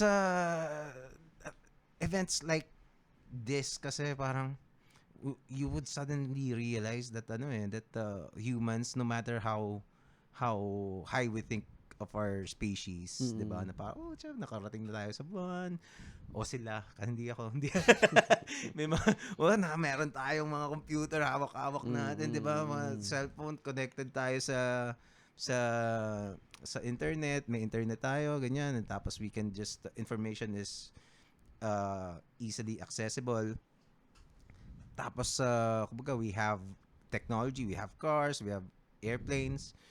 Pero, at the end of the day, we're still, parang leasing our space from Mother Nature, eh. Isang asteroid impact lang tayo. Diba? And, kumbaga, parang, yun nga, kumbaga, parang, pag sinabi ng Earth na, nagbuga siya ng Taal, yung sa Taal nga, alis kayo dyan. Diba? Alis ka talaga eh. Diba? Parang, the lease is over. Diba? Parang, na siya. Pero, of course, we are hoping for the best sa mga countrymen natin. You can just imagine how hard it would be. Diba?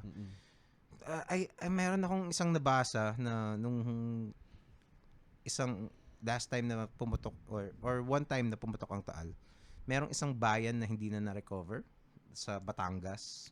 So parang I don't know, it merged with another town. Parang nag-move around yung mga barangay at ano kaya mangyayari no pag ganun? Kasi yung sa Taal Island mismo parang may mga parts na lumubog na eh. Actually, Taal Island itself, lumubog yung northeastern part. I want to show you some videos from my friends. Sila yung mga pita guys na I think naka public naman to. Hi to Rob Rapi. I'm planning to guest him as well together with the kilala mo yung yung aso si Palakitik. Ayan na sila. Wait, meron siyang mga videos. You can follow him in YouTube. Di ko alam kung naka-upload na yung videos niya doon. Pero teka, hanapin ko lang I just want to show you some of his footage. Kasi they go there sa Taal. Ito, may mga drone shot siya na malulupit eh. Tapos yung iba, oops. Okay. Paano siya nakapasok? Dawa. Well, they had their ways. Ayan, so, yan ang itsura ng Yan yung northern part ng Taal. Ay, no, sorry, this is I think this is the Taal island. Island The itself. island, the island itself. Diba? Yun isang crater, diba? I don't know if this is the... Saan niya nakuha yan? Oo nga. Well, they were Paano there. niya nakuha yan? He was there. Kaya nga, ko siya, i-guest ko siya dito. And he has all these equipment na, wow, look at that. Diba? Wala na talagang puno eh. Holy shit. This is yan yung pinakang crater. Yan yung crater. So yan, parang yung steaming activity is isolated dyan sa, marami siyang maliliit, pero essentially that entire area. Wow. Ang lupit, no? Buti lang, mayroon siyang mga matitigas ang ulong katulad nila. Pero he's, Ang ganda ng drone niya. They're rescuing animals. So this guy is a hero in my book. Collapse na yung mga bubong, di ba? Nila because of the ashfall.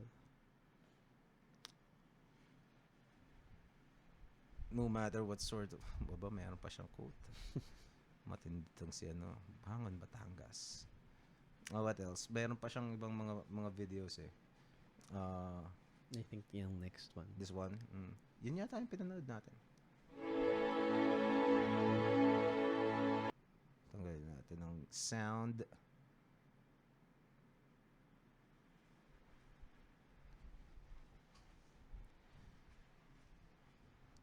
To those who are just listening in the audio, you can check out the YouTube channel Komiksman with a K, and also in Facebook, the Powerful Komiksman podcast. We are looking at videos, drone shots of the crater of the Taal Island itself, a few days after the eruption, and it is from my friend Rob Rapi. Yan. Etong mga ano yung mga usok na yan?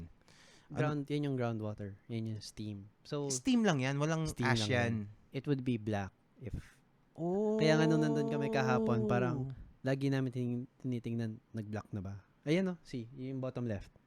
Yun yung... Yan yung medyo mayroon siyang magmatic material Okay. na nagmi-mix. If it's pure white, yun yung tubig na Steam naiinitan yan. lang dahil nasa ilalim yung magma.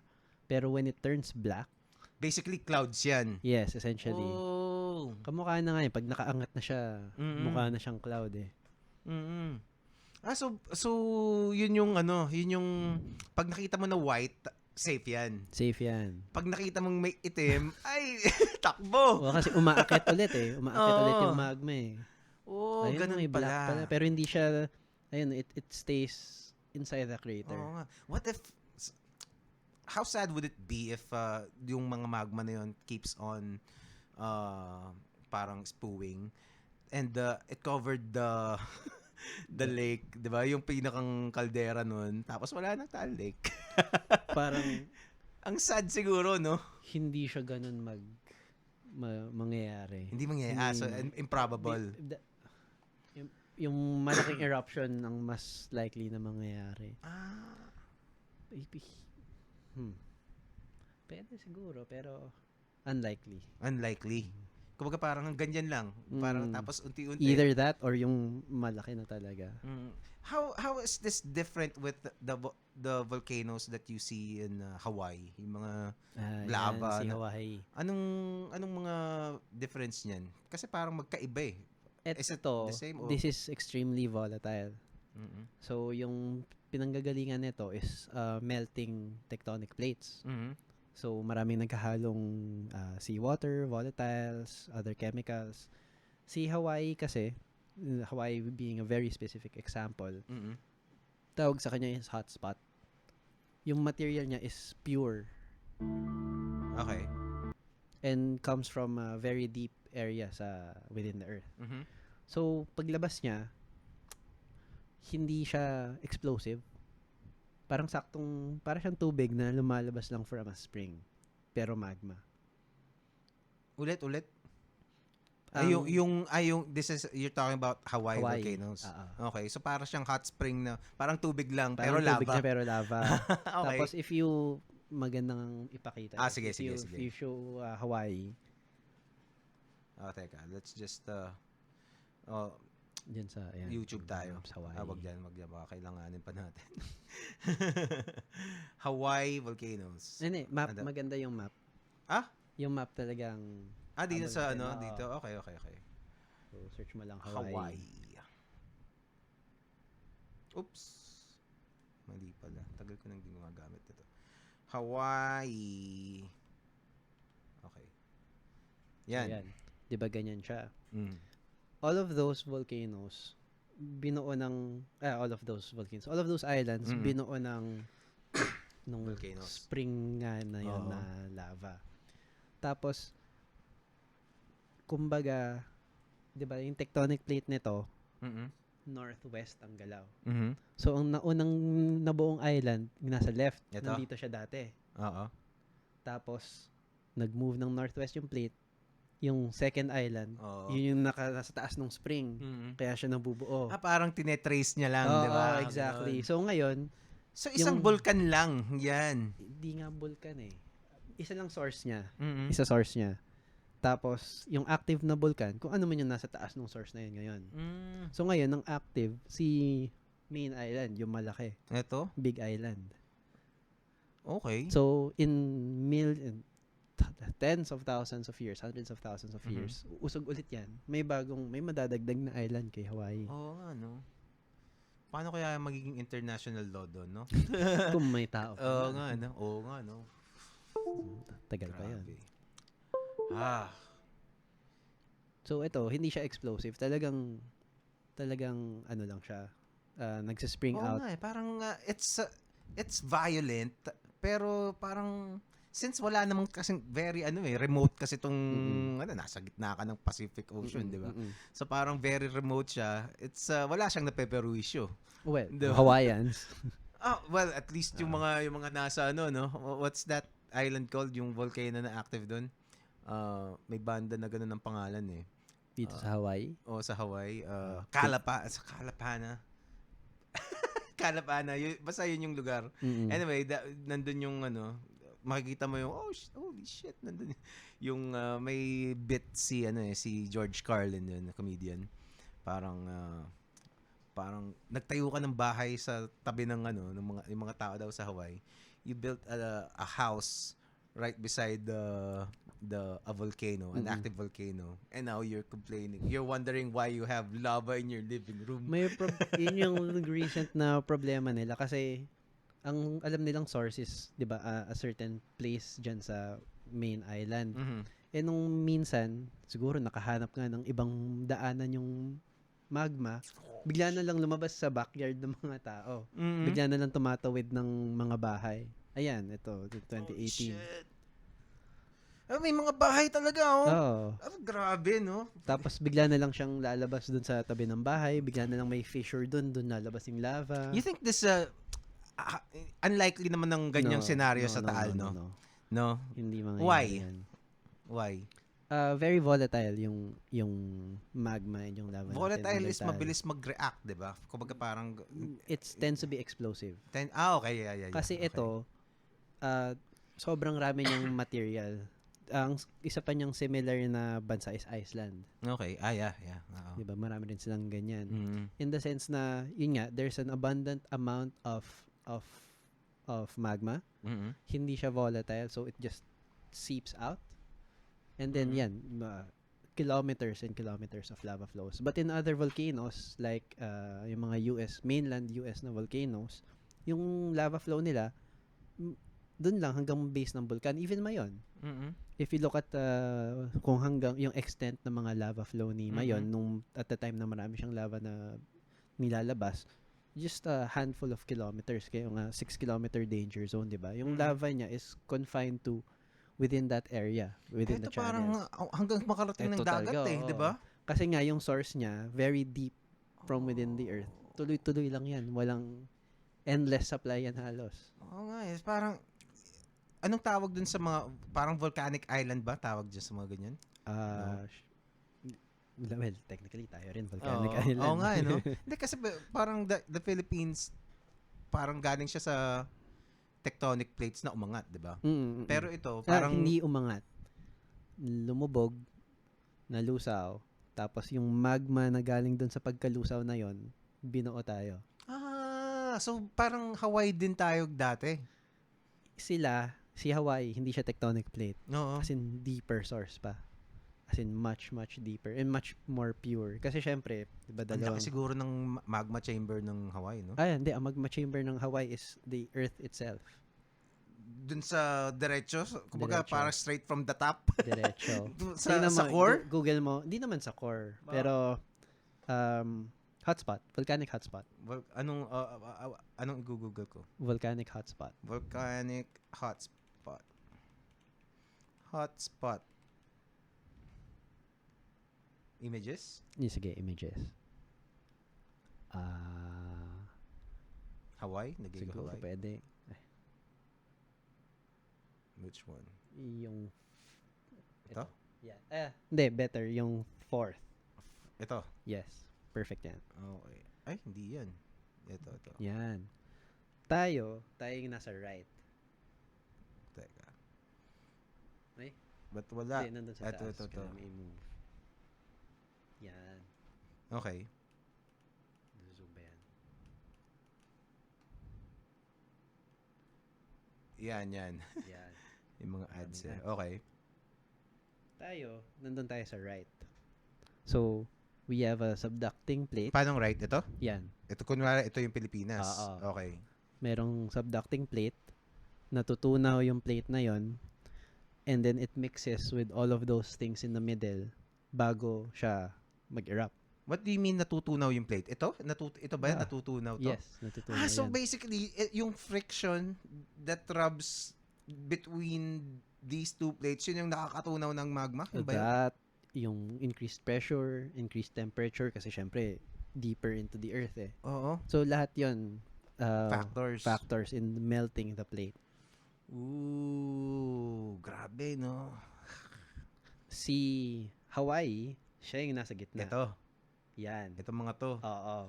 And you can see na yung source niya, 'di ba tayo? Doon lang eh, sa gitna lang, natutunaw lang eh. I see.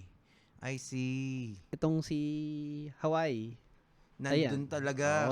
malalim ang hugot niya. Very pure. Oh. Walang halong seawater, walang halong surface elements.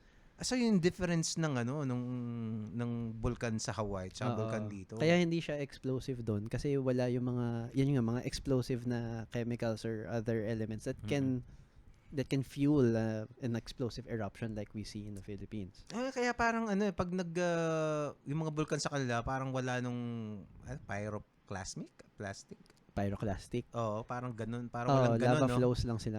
Parang lang fountain nga, 'di ba? Parang yes. Lava spring siya. Exactly. Oh, yun pala. So there's no chance that it would be clogged. Kumbaga hanggat hanggat may lava diyan, tuloy-tuloy lang yun. Tuloy-tuloy lang yan. And since ang source niya is pinakailalim, tuloy-tuloy lang talaga yan. Maybe there's a way na it will clog itself up, baka mag-stop.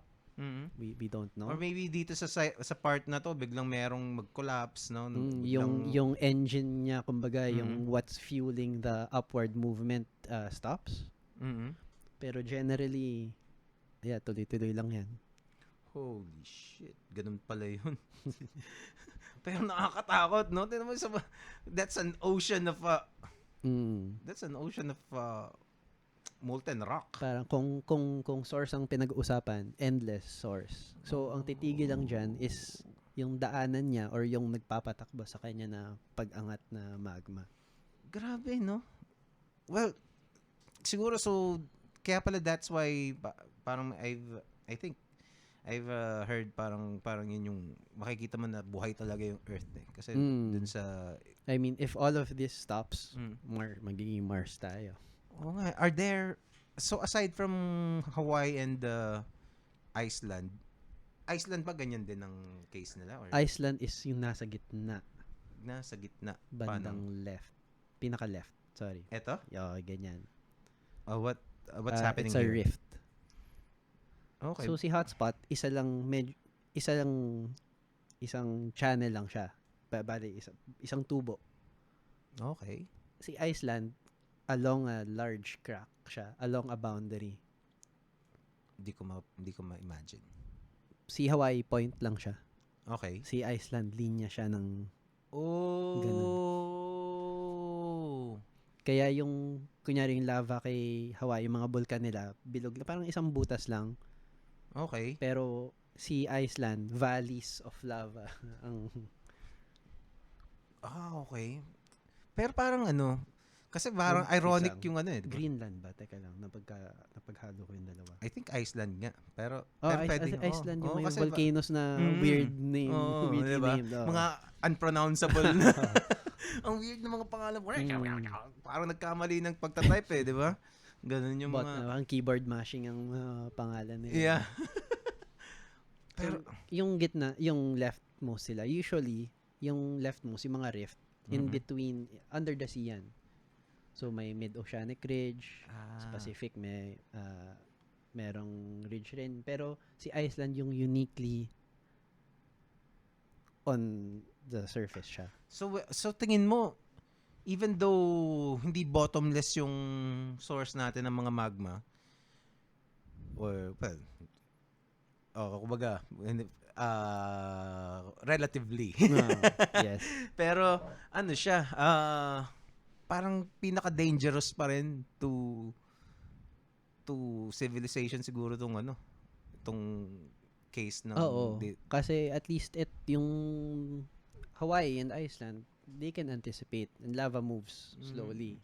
Siguro yun nga, worst case is backyard mo, biglang may fissure na magbukas, may lava starts springing out. Ooh. Pero syempre, that's nothing compared to the A fissure is kumbaga Crack. parang opening ng tapos Mm-mm. may lalabas na volcanic activity. Mm-mm. Okay. Kaya yung sa Taal, going back to Taal, yung Mm-mm. nag-fissure dun sa Batangas, Mm-mm. syempre may active kang volcano, so biglang nagka-crack yung ground. So, I don't know if it came from movies or wherever na akala ng mga tao, bigla na lang may lava that will come out of those cracks and fissures. Oo nga. Pero no, hindi siya, hindi Oo, tayo hindi ganun. ganun. Hindi Yeah, ganun. okay. So this illustration actually parang gives a lot of kumbaga parang explains a lot, Mm-mm. 'di ba? So, teka, balik tayo dun sa sa super volcano. Alin siya dito? Ganito rin siya, 'di ba? Oo. Ganito Ganyan rin siya, pero ganyan siya. pagkalaki-laki nung niya. Malaking magma chamber, malaki yung water source, malaki yung parang kumbaga kung ingredients yan. Mm-hmm. Sagana si super volcano sa lahat ng bad ingredients. Does the water in Taal Lake aggravate the situation or irrelevant siya? It does in the sense na you have parang proportions yan eh. Ang nabasa ko is 1:3 na magma and water results in very bad explosions, eruptions. So, since marami tayong water source sa taas, if there's also plenty of magma source sa ilalim, and they mix together in the worst possible way, then violent eruption. So it's possible na magkaroon ng chemical reaction that would make the eruption more violent. Yung I si don't know. magma ang may dala nung chemical reaction eh. Pero ang kailangan niya ng trigger. And it can be either gas buildup or contact with water. So, pwedeng hindi siya mag-contribute if, let's say, lahat nung buwelo nung eruption is underneath. So, kunyari, gases lang ang purely nag-fuel sa kanya. Pwede rin yun, mag-erupt siya because of a buildup of volatile gases. Pero, kunyari, may mag-fracture, a lot of magma breaks through and makes contact with the abundance of water in the surface, eruption din yun na malaki. Wow! Kaya mahirap predict eh, kasi ang raming factors, raming possibilities, raming ways na things can go. I suppose the biggest question right now is it worth for the people in Batangas, sa affected areas, to return to their houses, 'di ba? Kasi yun yung parang it's so hard to let go. I think meron pang mga tao na ayaw talagang umalis dun sa ilang kilometers ba? 14 or 15? 14 ang danger zone. Oh, 14 ang kilometers. evacuation zone. 'Di ba? Parang may possibility ba na lumaki pa 'yon, or kumbaga that's the Unlikely. maximum na? Unlikely. Again, parang lahat ang sagot sa sa how big do we expect it to get. Oo. So, meron tayong most probable. Kumbaga sagad na yung 14 kilometers. Hindi sagad yung 14. Pwedeng lumaki pa? Oo. Pwede pang siyang lumaki. Pwede pa siyang lumaki. 14 is yung best based on historical data and what PHIVOX expects. 14 kilometers. Pero I think nature has taught us many times before na it does the unexpected. Ondoy, Yolanda. Yeah. I mean, there's always PHIVOX has done its best to study what the worst that Taal has offered or has done. Pero again, there's always that wild card. Nature always has a wild card. Well, kasi a lot of the people who refuse to leave, parang syempre they're holding to their properties, they're holding on to their lives essentially. Yun yung iba doon na lumaki, doon na tumanda, 'di ba? So parang hirap na hirap silang i-let go yun. Teka, tapos nakikita nila kumakalma naman, 'di ba? Parang if you're gonna put yourself in that situation, parang maano ka rin eh. Teka, baka naman hindi na, 'di ba? So yung dilemma would be tremendous eh. to answer that question, hindi nga kailangan bulkan ng tignan natin eh. We can actually better answer that with another hazard. What? Floods. Floods. A lot of people live on floodplains. Marikina. Oo. Diba? Marikina pa lang. Several houses sa Marikina, but 3 floors high, affected ng floods.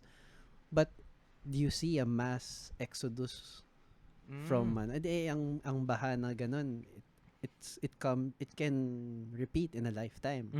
Unlike volcanoes na pag malaki ang eruption, maybe next lifetime na. Hundreds of years minsan, di ba? Ang floods, it can happen pero it can happen regularly within a lifetime.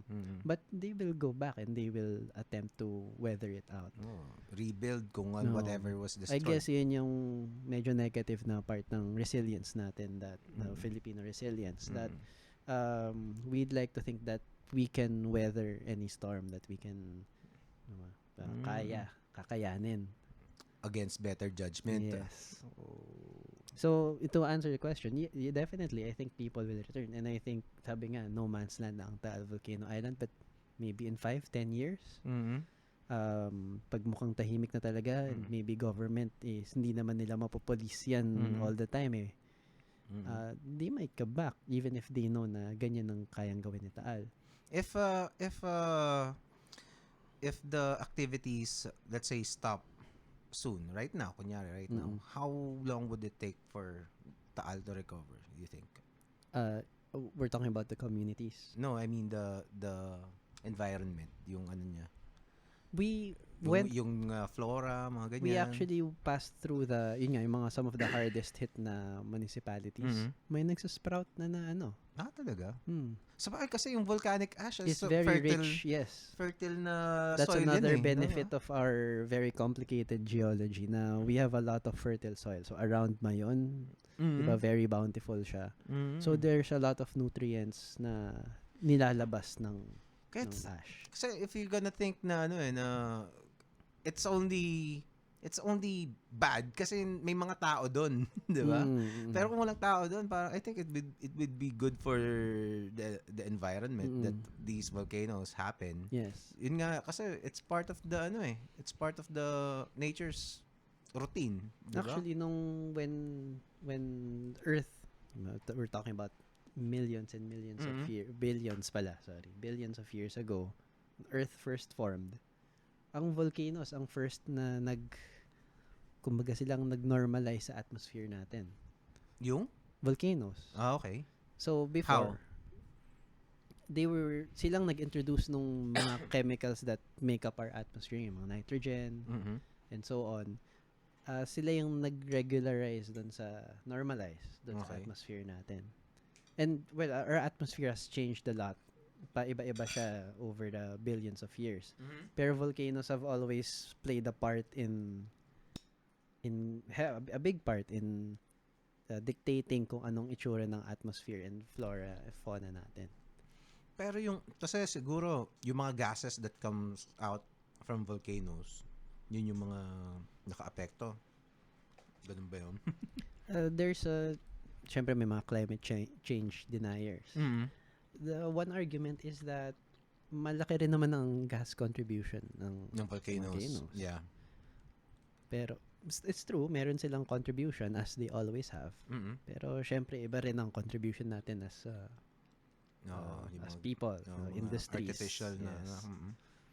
Yeah. Totoo, no? Pero well, climate change is an entirely different topic, diba? Yeah. Diba yun? Well, are you available to talk about that sometime?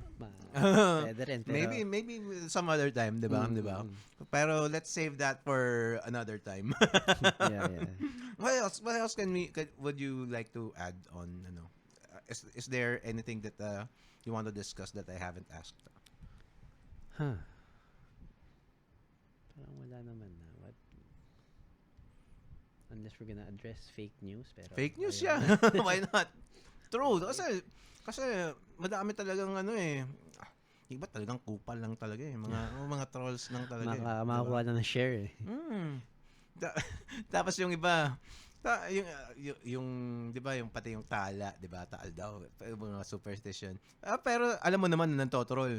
Yung iba naman todo patol pa rin, 'di ba? Alam nga kumbaga parang you don't recognize when you're being pag pag it's just a goof. May mga 'di ba? kakagat naman talaga dyan eh. Oo nga.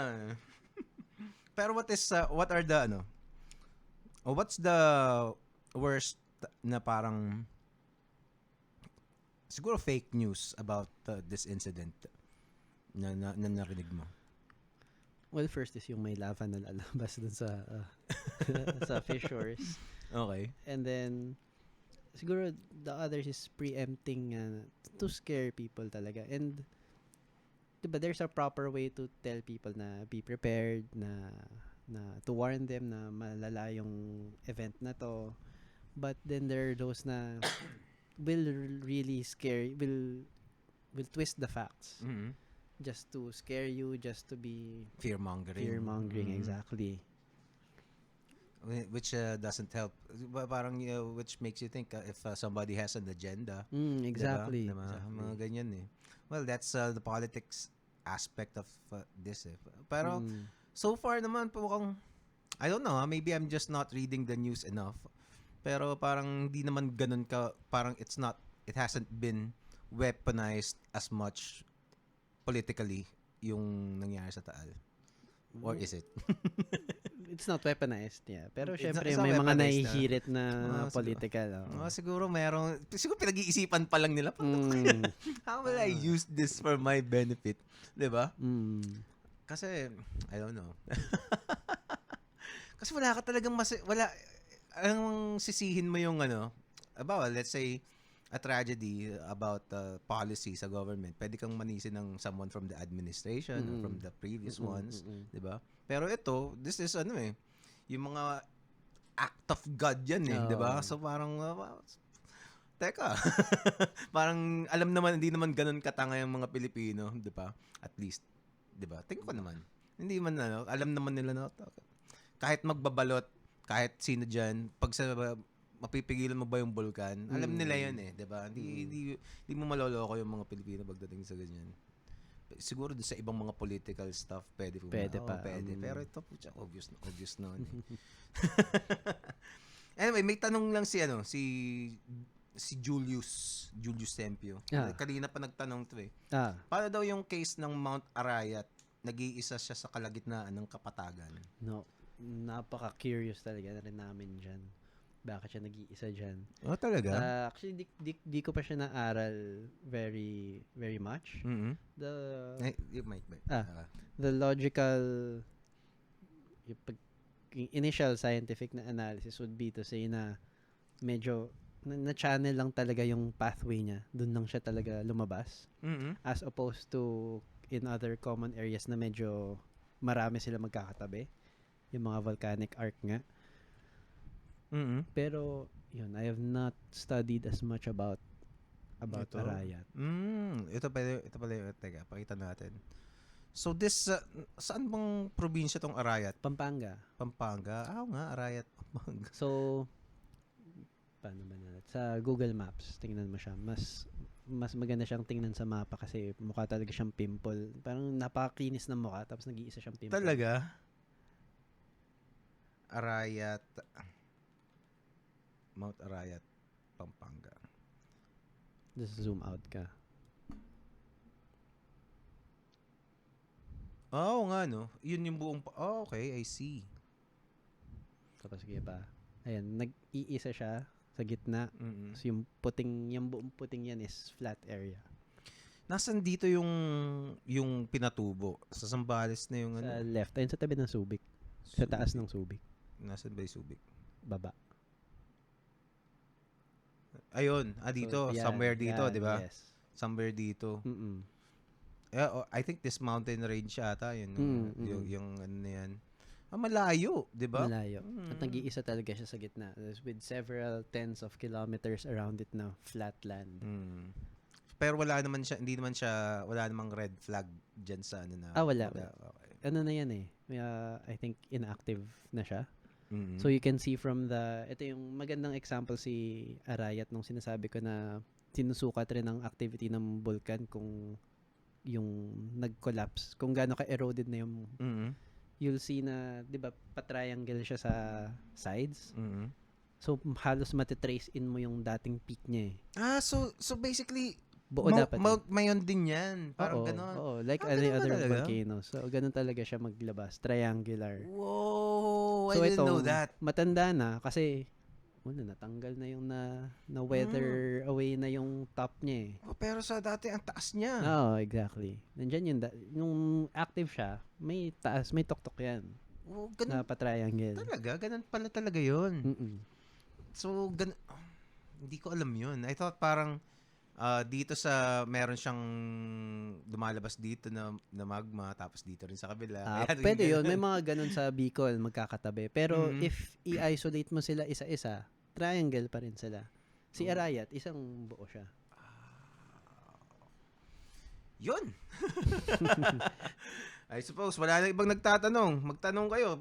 Oy, si Riza Season, nasa Taal Volcano daw siya. Di ko alam kung totoo. Pero, good luck sa'yo kung totoo.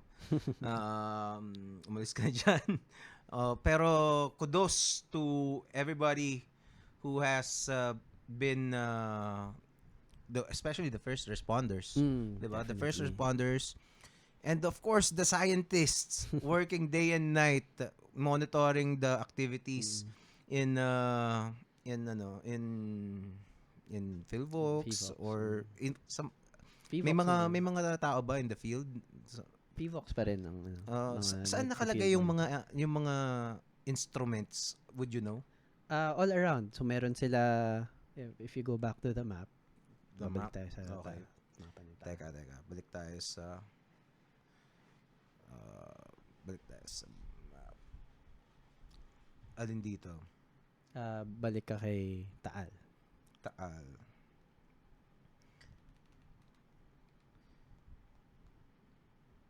Okay. Yan. So, they have several on the volcano itself. And then, meron pa all around the rim. Tapos, ang pinaka observation station nila is in Talisay. Dun sa bandang north na tip. So, overlooking Taal. Okay. So, meron silang active na observation station dyan. Tapos, I suppose the equipments in the island itself were all destroyed. Wala na. Diba? Nabaon na ano. So, ang active ngayon at least is yung mga nasa around that main lake. Taal Lake na. Ooh. Ang nga saludo nga ako dun sa mga kung meron pang nasa observation station. Kasi it's within the danger zone eh. How did you feel when you were there? Did it Nakakatakot. Talaga? Tingin lang kami ng tingin sa volcan if it will show any signs of activity. Anong ginawa nyo exactly? What were paano nyo inobserve? Actually, yung hindi naman yung volcano itself kasi syempre VVOX is already doing that na yung volcano monitoring. So we were there mostly for research purposes of its effects. So we had one team na was looking at the ashfall. So yung makakapal na yun, trying to differentiate ano yung itsura nung unang ashfall, ano yung itsura nung pangalawang ashfall. Kasi iba-iba yan eh, yung 1 p.m. nung Sunday, yung 5 p.m. nung Sunday. What are you trying to look for? Trying to rebuild the story. Trying to mabuo yung kwento, kumbaga. Hindi lang yung nag-erupt tapos okay, tapos na. So, composition nung first ashfall, Yes. tapos may yung second layer, medyo iba ito. Parang ganun. Exactly. So, what have you found out so far? Hindi ko... Hindi pa pwede. At hindi ako, kasama lang ako sa team, pero I see. mainly iba yung gumagawa nun. I see. And then another is yung minamap yung fissures. So, di ba yung cracks nga? We're trying to map out, marami pero we're trying to map out where they occurred, anong direction nila, to try and see ano bang significance nila. So, some of them, we were able to, mukhang dahil nga siya dun sa ancient river sa southwest. So, yung mga ancient na riverbeds, parang dun rin siya nag-crack kasi medyo malambot yung lupa. Okay. And then, yung others May ancient riverbeds all over sa bagay, no? Ooh. Teka lang. Although hindi ko na ito napadala sa'yo. Sige, pakita lang natin sa dito sa camera.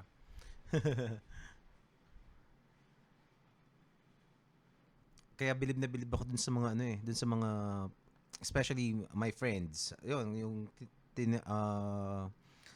yung kinuhanan natin ng videos kanina kay Rov, they were there actually talaga. Oo nga eh. Ibang klase. Actually kung gusto ko rin eh. Parang gusto ko rin kaso parang exciting. Parang hindi na alam po pag namatay ka, exciting pa rin.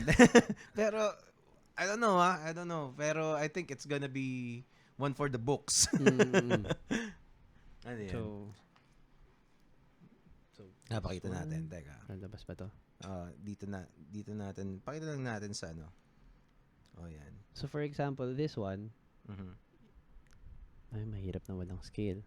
Oo. Basta malalim siya dati. It used to be much bigger.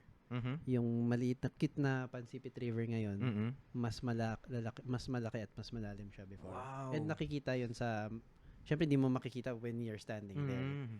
Pero if you look at from satellites, kita yung Do you think mas expression malaki siya niya. mas malaki siya sa Pasig River that exists right I think now? so, oo. Mas malawak malaki pa siya kasi kasi kasha ang galleons eh. I would imagine kasya rin ng galleon sa Pasig River eh.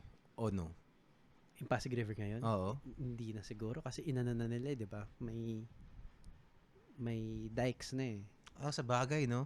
Pero yung mga old videos ng during the time na may mga buhaya pa daw sa Pasig River, Yeah, 'di may ba? ganun. 1900s mayroon pa daw eh, Mm. 'di ba? Parang can you imagine may buhaya sa Pasig River? Anyway, tingin ko it was wide enough na tingin ko makakadaan doon dati. At least back then. I don't know if it's deep enough though. Yun nga lang. Yun. Pero I alam ko may mga accounts si Dr. Jose Rizal na yung mga steamboats. Yeah. So Maliliit na ang steamboats eh. Hindi naman galleon yun. Pero ang galleon, well, wala tayong I don't think we can imagine ba yung size ng galleon. Well, I suppose kaya naman pero hindi mo alam kung gaano kabigat how much yung magiging displacement, 'di ba? At saka hindi natin alam kung gaano kalalim yung Pasig River, 'di ba? Baka may mga parts Baka noon di pa siya maraming basura at medyo malalim pa. Pero that's a nice parang trivia na merong nagko-connecta. Nagulat nga din ako hindi ko ang kulang dun sa infographic sa Raptor. Hindi sinabi kung bakit naging na desalinized yung Taal Lake. Yung Taal Lake. Basta sinabi pumutok tapos biglang hindi na siya salt water. 'Di ba? Paano nangyari? Pumutok lang, hindi na naging salt water. Over yun pala, progression talaga yan. Kasi syempre yung tawilis, sardines, saltwater sardines sila noon. Syempre kung gawin mong instant fresh water, dead agad yan. Oo nga. So nung nagpo-progress yung fresh water, nagpo-progress rin yung tawilis natin. Ayos. Also, ito may picture na sinend. Siguro papakita ko na lang rin sa camera. Okay.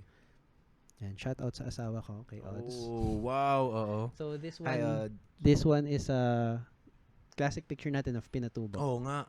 Yeah, I think you've seen this. So yan, outrunning a base surge. Yan. Base surge. Oh.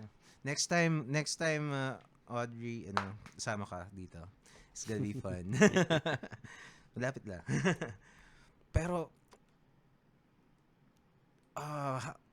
tingin ko wala namang problema sa lahar yung no. No. Kasi maybe it helped that it's surrounded by water.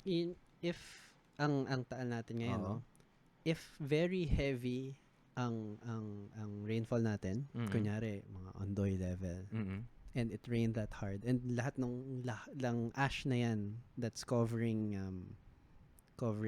Taal is still there, baka. I mean, kasi ayaw mo i-drain lahat ng ash na yon in one go. Gusto mo steady lang na rainfall at steady lang na paunti-unti siyang mawala hanggang maubos. I see. Pero kung bagyuhin mo ang Batangas ngayon tapos sabay-sabay lahat ng ash na yan magde-drain, it could be hazardous. What doon sa mga hindi alam, ano ba yung lahar? Yan. Ang lahar natin is, kasi baha, di ba? So, tubig, rumaragasa. Ang lahar, that's floodwaters na naghalo na si ash. Oh. And because nakahalo si ash, which is lots of very fine and particles, nagiging mas mabigat yung baha. Kasi tubig na nga, dala niya, tapos hahalo mo pa yung ash within. So, when it flows, when it hits houses, dumadaan siya sa ilog, may natamaan siyang bahay, natamaan siyang bangka, barko, it does so with much more force. And then, when that passes through, natuyo na yung tubig baha, naiiwan yung ash deposit. So, yun yung nangyayari kay Pampanga na entire towns were buried. And then, kahit dumaan na yung baha, which is in the form of the lahar, naiwan pa rin yung very thick na ash deposit. Yeah. Kasi when I was a kid, akala ko yung lahar, yung nanggagaling mismo sa bulkan. Na parang, may baha na nanggagaling sa bulkan. Paano nangyari yun? Meron, di ba parang di ko maisip. Swerte kasi natin, may bagyo kasabay ng pinatubo na eruption. Kaya napakamalas. I mean, di ba, with all of our hazards here in the Philippines, talagang magkakaroon ka ng mga ganyang magkakasabay, magkakatabi, or one causing another. Ito pa pala, yung lightning, 'di ba, na nakita natin sa Taal eruption cloud. Nakita natin yung mga lightning. Teka, sa YouTube na lang. YouTube Taal lightning. Ito. Kasi ang naisip ko dito, siguro, 'di ba yung mga sa mythology, yung sina Zeus naglaban sa taas ng Mount Olympus, fighting the Titans, 'di ba? Parang kung ikaw 'yun, 'di ba? Kung if you were one of the ancient people, tapos nakita mo 'yan, siguro it's not hard to imagine na mayroong naglalaban doon, tapos tumigil na kayo, please. 'Di ba? So parang yung mga, I think mythologies were born watching these spectacular Actually, mga volcanoes natin are named after examples in Italy. So yung mga pinag-uusapan nilang Plinian, Strombolian, lahat yan doon galing yung mga iconic na volcanoes natin. So no surprise na mga mythology din. Iconic na volcanoes natin galing Italy? Hindi, when we name them. 'Di ba? If you saw the news na may mga volcanian na eruption, Strombolian. Ano ba yung These are names of volcanoes. Strombolia, 'di ba yung pagkain? Stromboli. Baka doon rin galing. Oo nga, no? Kasi baka kasi Italian nga. Oo nga, 'di ba? So yung mga ganong eruption, Italian ng origins and European origins. Sila ang ginagaya na. Sila ang naming natin. So bakit siguro same process ba kung bakit yung mga thunderstorms sa yung mga sa volcanic ash, same process ba bakit nagkaka-lightning mga ganyan? I will not pretend to know exactly how lightning is sa clouds, pero sa volcanic in a volcanic plume, yung particles that rub together. So kasi eruption, maraming ash, fine particles that rub together. And these charged particles can create lightning isolated in that area. Okay. Which is a spectacular light show, no? If you could just kung wala lang masasalanta, no? Sige, pumotok ka lang. Ganda. Well, actually, diba? Volcanic lightning, doon naman siya isolated siya within the eruption column. So, yan, by all means, diba? watch. Diba? Pero pag medyo umaano na yung ash sa'yo, alis ka na. Pero kung mapapanood mo from afar, okay naman Ayos. So, we've been going for nabot na almost 2.5 hours. 2 hours, 24 minutes. So, I suppose we can call it an episode? Yeah, sure. Yeah. I guess so. Pag may nangyari ulit, imbitahin ulit kita, ha? Earthquake next time. Oo nga, 'di ba? So, well, hopefully we wouldn't require a tragedy, pero At it's mahirap rin na tumakas pag oo nga, pag di ba? meron. I could just imagine how hectic it is, 'di ba? And that's why I'm so appreciative that you took your time na to Ito yata go ang to first this. first free time namin since it happened. Talaga? Wow. Dire-diretso, gabi na nakakauwi. Mhm. You could just imagine si Doktora di ba? Hindi na umuwi. Oo. At saka nangayayat na 'di ba? Oo. Parang Kain nun, papaslit-paslit lang siguro. oo, kaya anong pangalan niya? Bornas. Bornas. Doctor ba siya? Doctor. I think so. Doctor siya. Basta, And not just her. Yung syempre siya yung nasa harap ng TV. She answers questions. But yung mga younger na scientists nila, sila yung everyday nasa danger zone, everyday nasa field, nag-observe. Kasi hindi naman lahat nadadaan sa instrumento. Sila rin. Dapat siguro meron silang listahan ng mga para okay, these are mga these are our scientists on the field. Alam mo 'yun, parang appreciation Kasi 'di ba, parang malaman din ng mga Pilipino that fellow Filipinos are taking care of this. 'Di ba? And we're not kasi dati at least in my assumption lang, parang a lot of dun sa Pinatubo, parang ang daming tinulong ng mga Amerikano 'di ba? Parang support lang yung I don't know. I apologize if this is an inaccurate statement, 'di ba? Pero parang ganun yung dating sa akin when I was a kid. I think heavily involved rin ng USGS nun dahil sa Subic base. Yes, diba? May military base kasi sila nearby . Yeah. So nung ganun, so ngayon I'm thinking I think we are sufficiently equipped with kung sa mga nangyayari to monitor and again, well, first of all, a lot of our volcanologists were trained in various reputable institutions abroad. So hindi naman necessary na, di ba, they trained with some of the best in the world. And here, again, sila na nga ang pumupunta dito for field trip, for educational purposes. So, we have the best materials and best people, examples here. Oo nga. So, di ba, they're really trying their best. Pero, wala, ganyan. Unpredictable In short, we are capable at the highest of the available technology right now. Lahat ng satellites na nandyan na pwedeng itutok sa Taal, nakatutok ngayon sa Taal. And then we have our ground instruments.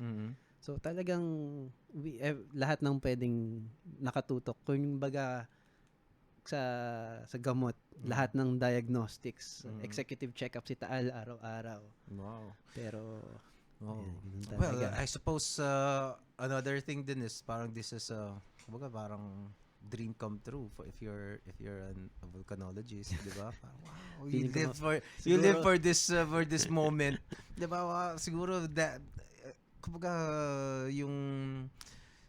it happened. You are at the forefront of this. Kumbaga siguro yung ibang I could imagine some volcanologists ended up retiring tapos walang ganitong walang major na pangyayari, 'di ba? Well, parang sa Pilipinas. Parang malabo, Laging meron naman. Laging meron, no. True. Si Mayon is every 3 years consistent yan eh. So ayos. So that's it. Pag sumingit pa ako, magiging 1 oras pa, madadagdagan pa ng 1 oras, no. We could have talked for ilang oras na tayo, 2.5 hours more, but alam mo yun, let's allow Rich to take some rest, some well-earned rest. Okay? Okay. Thank you, man. Yeah, thank you. Maraming salamat. Let's do this again. Sure. And more science stuff is always welcome in this this podcast is made for these kinds of discussions. Ayos! Teka. That's it. Thank you for watching, everybody. Please share. Again, this show is brought to you by Miyucha Lux Cakes. And also, this is gonna be uploaded later on Spotify and Apple Podcasts, and also in check out the YouTube channel Komiksman. That's KOMIKSMAN, and support Pinoy podcasts and podcasters. Powerful Comics Man podcast. Jerald Dorado and Rich Ybañez. All right. Bye-bye. Teka, meron nga pala akong ganito.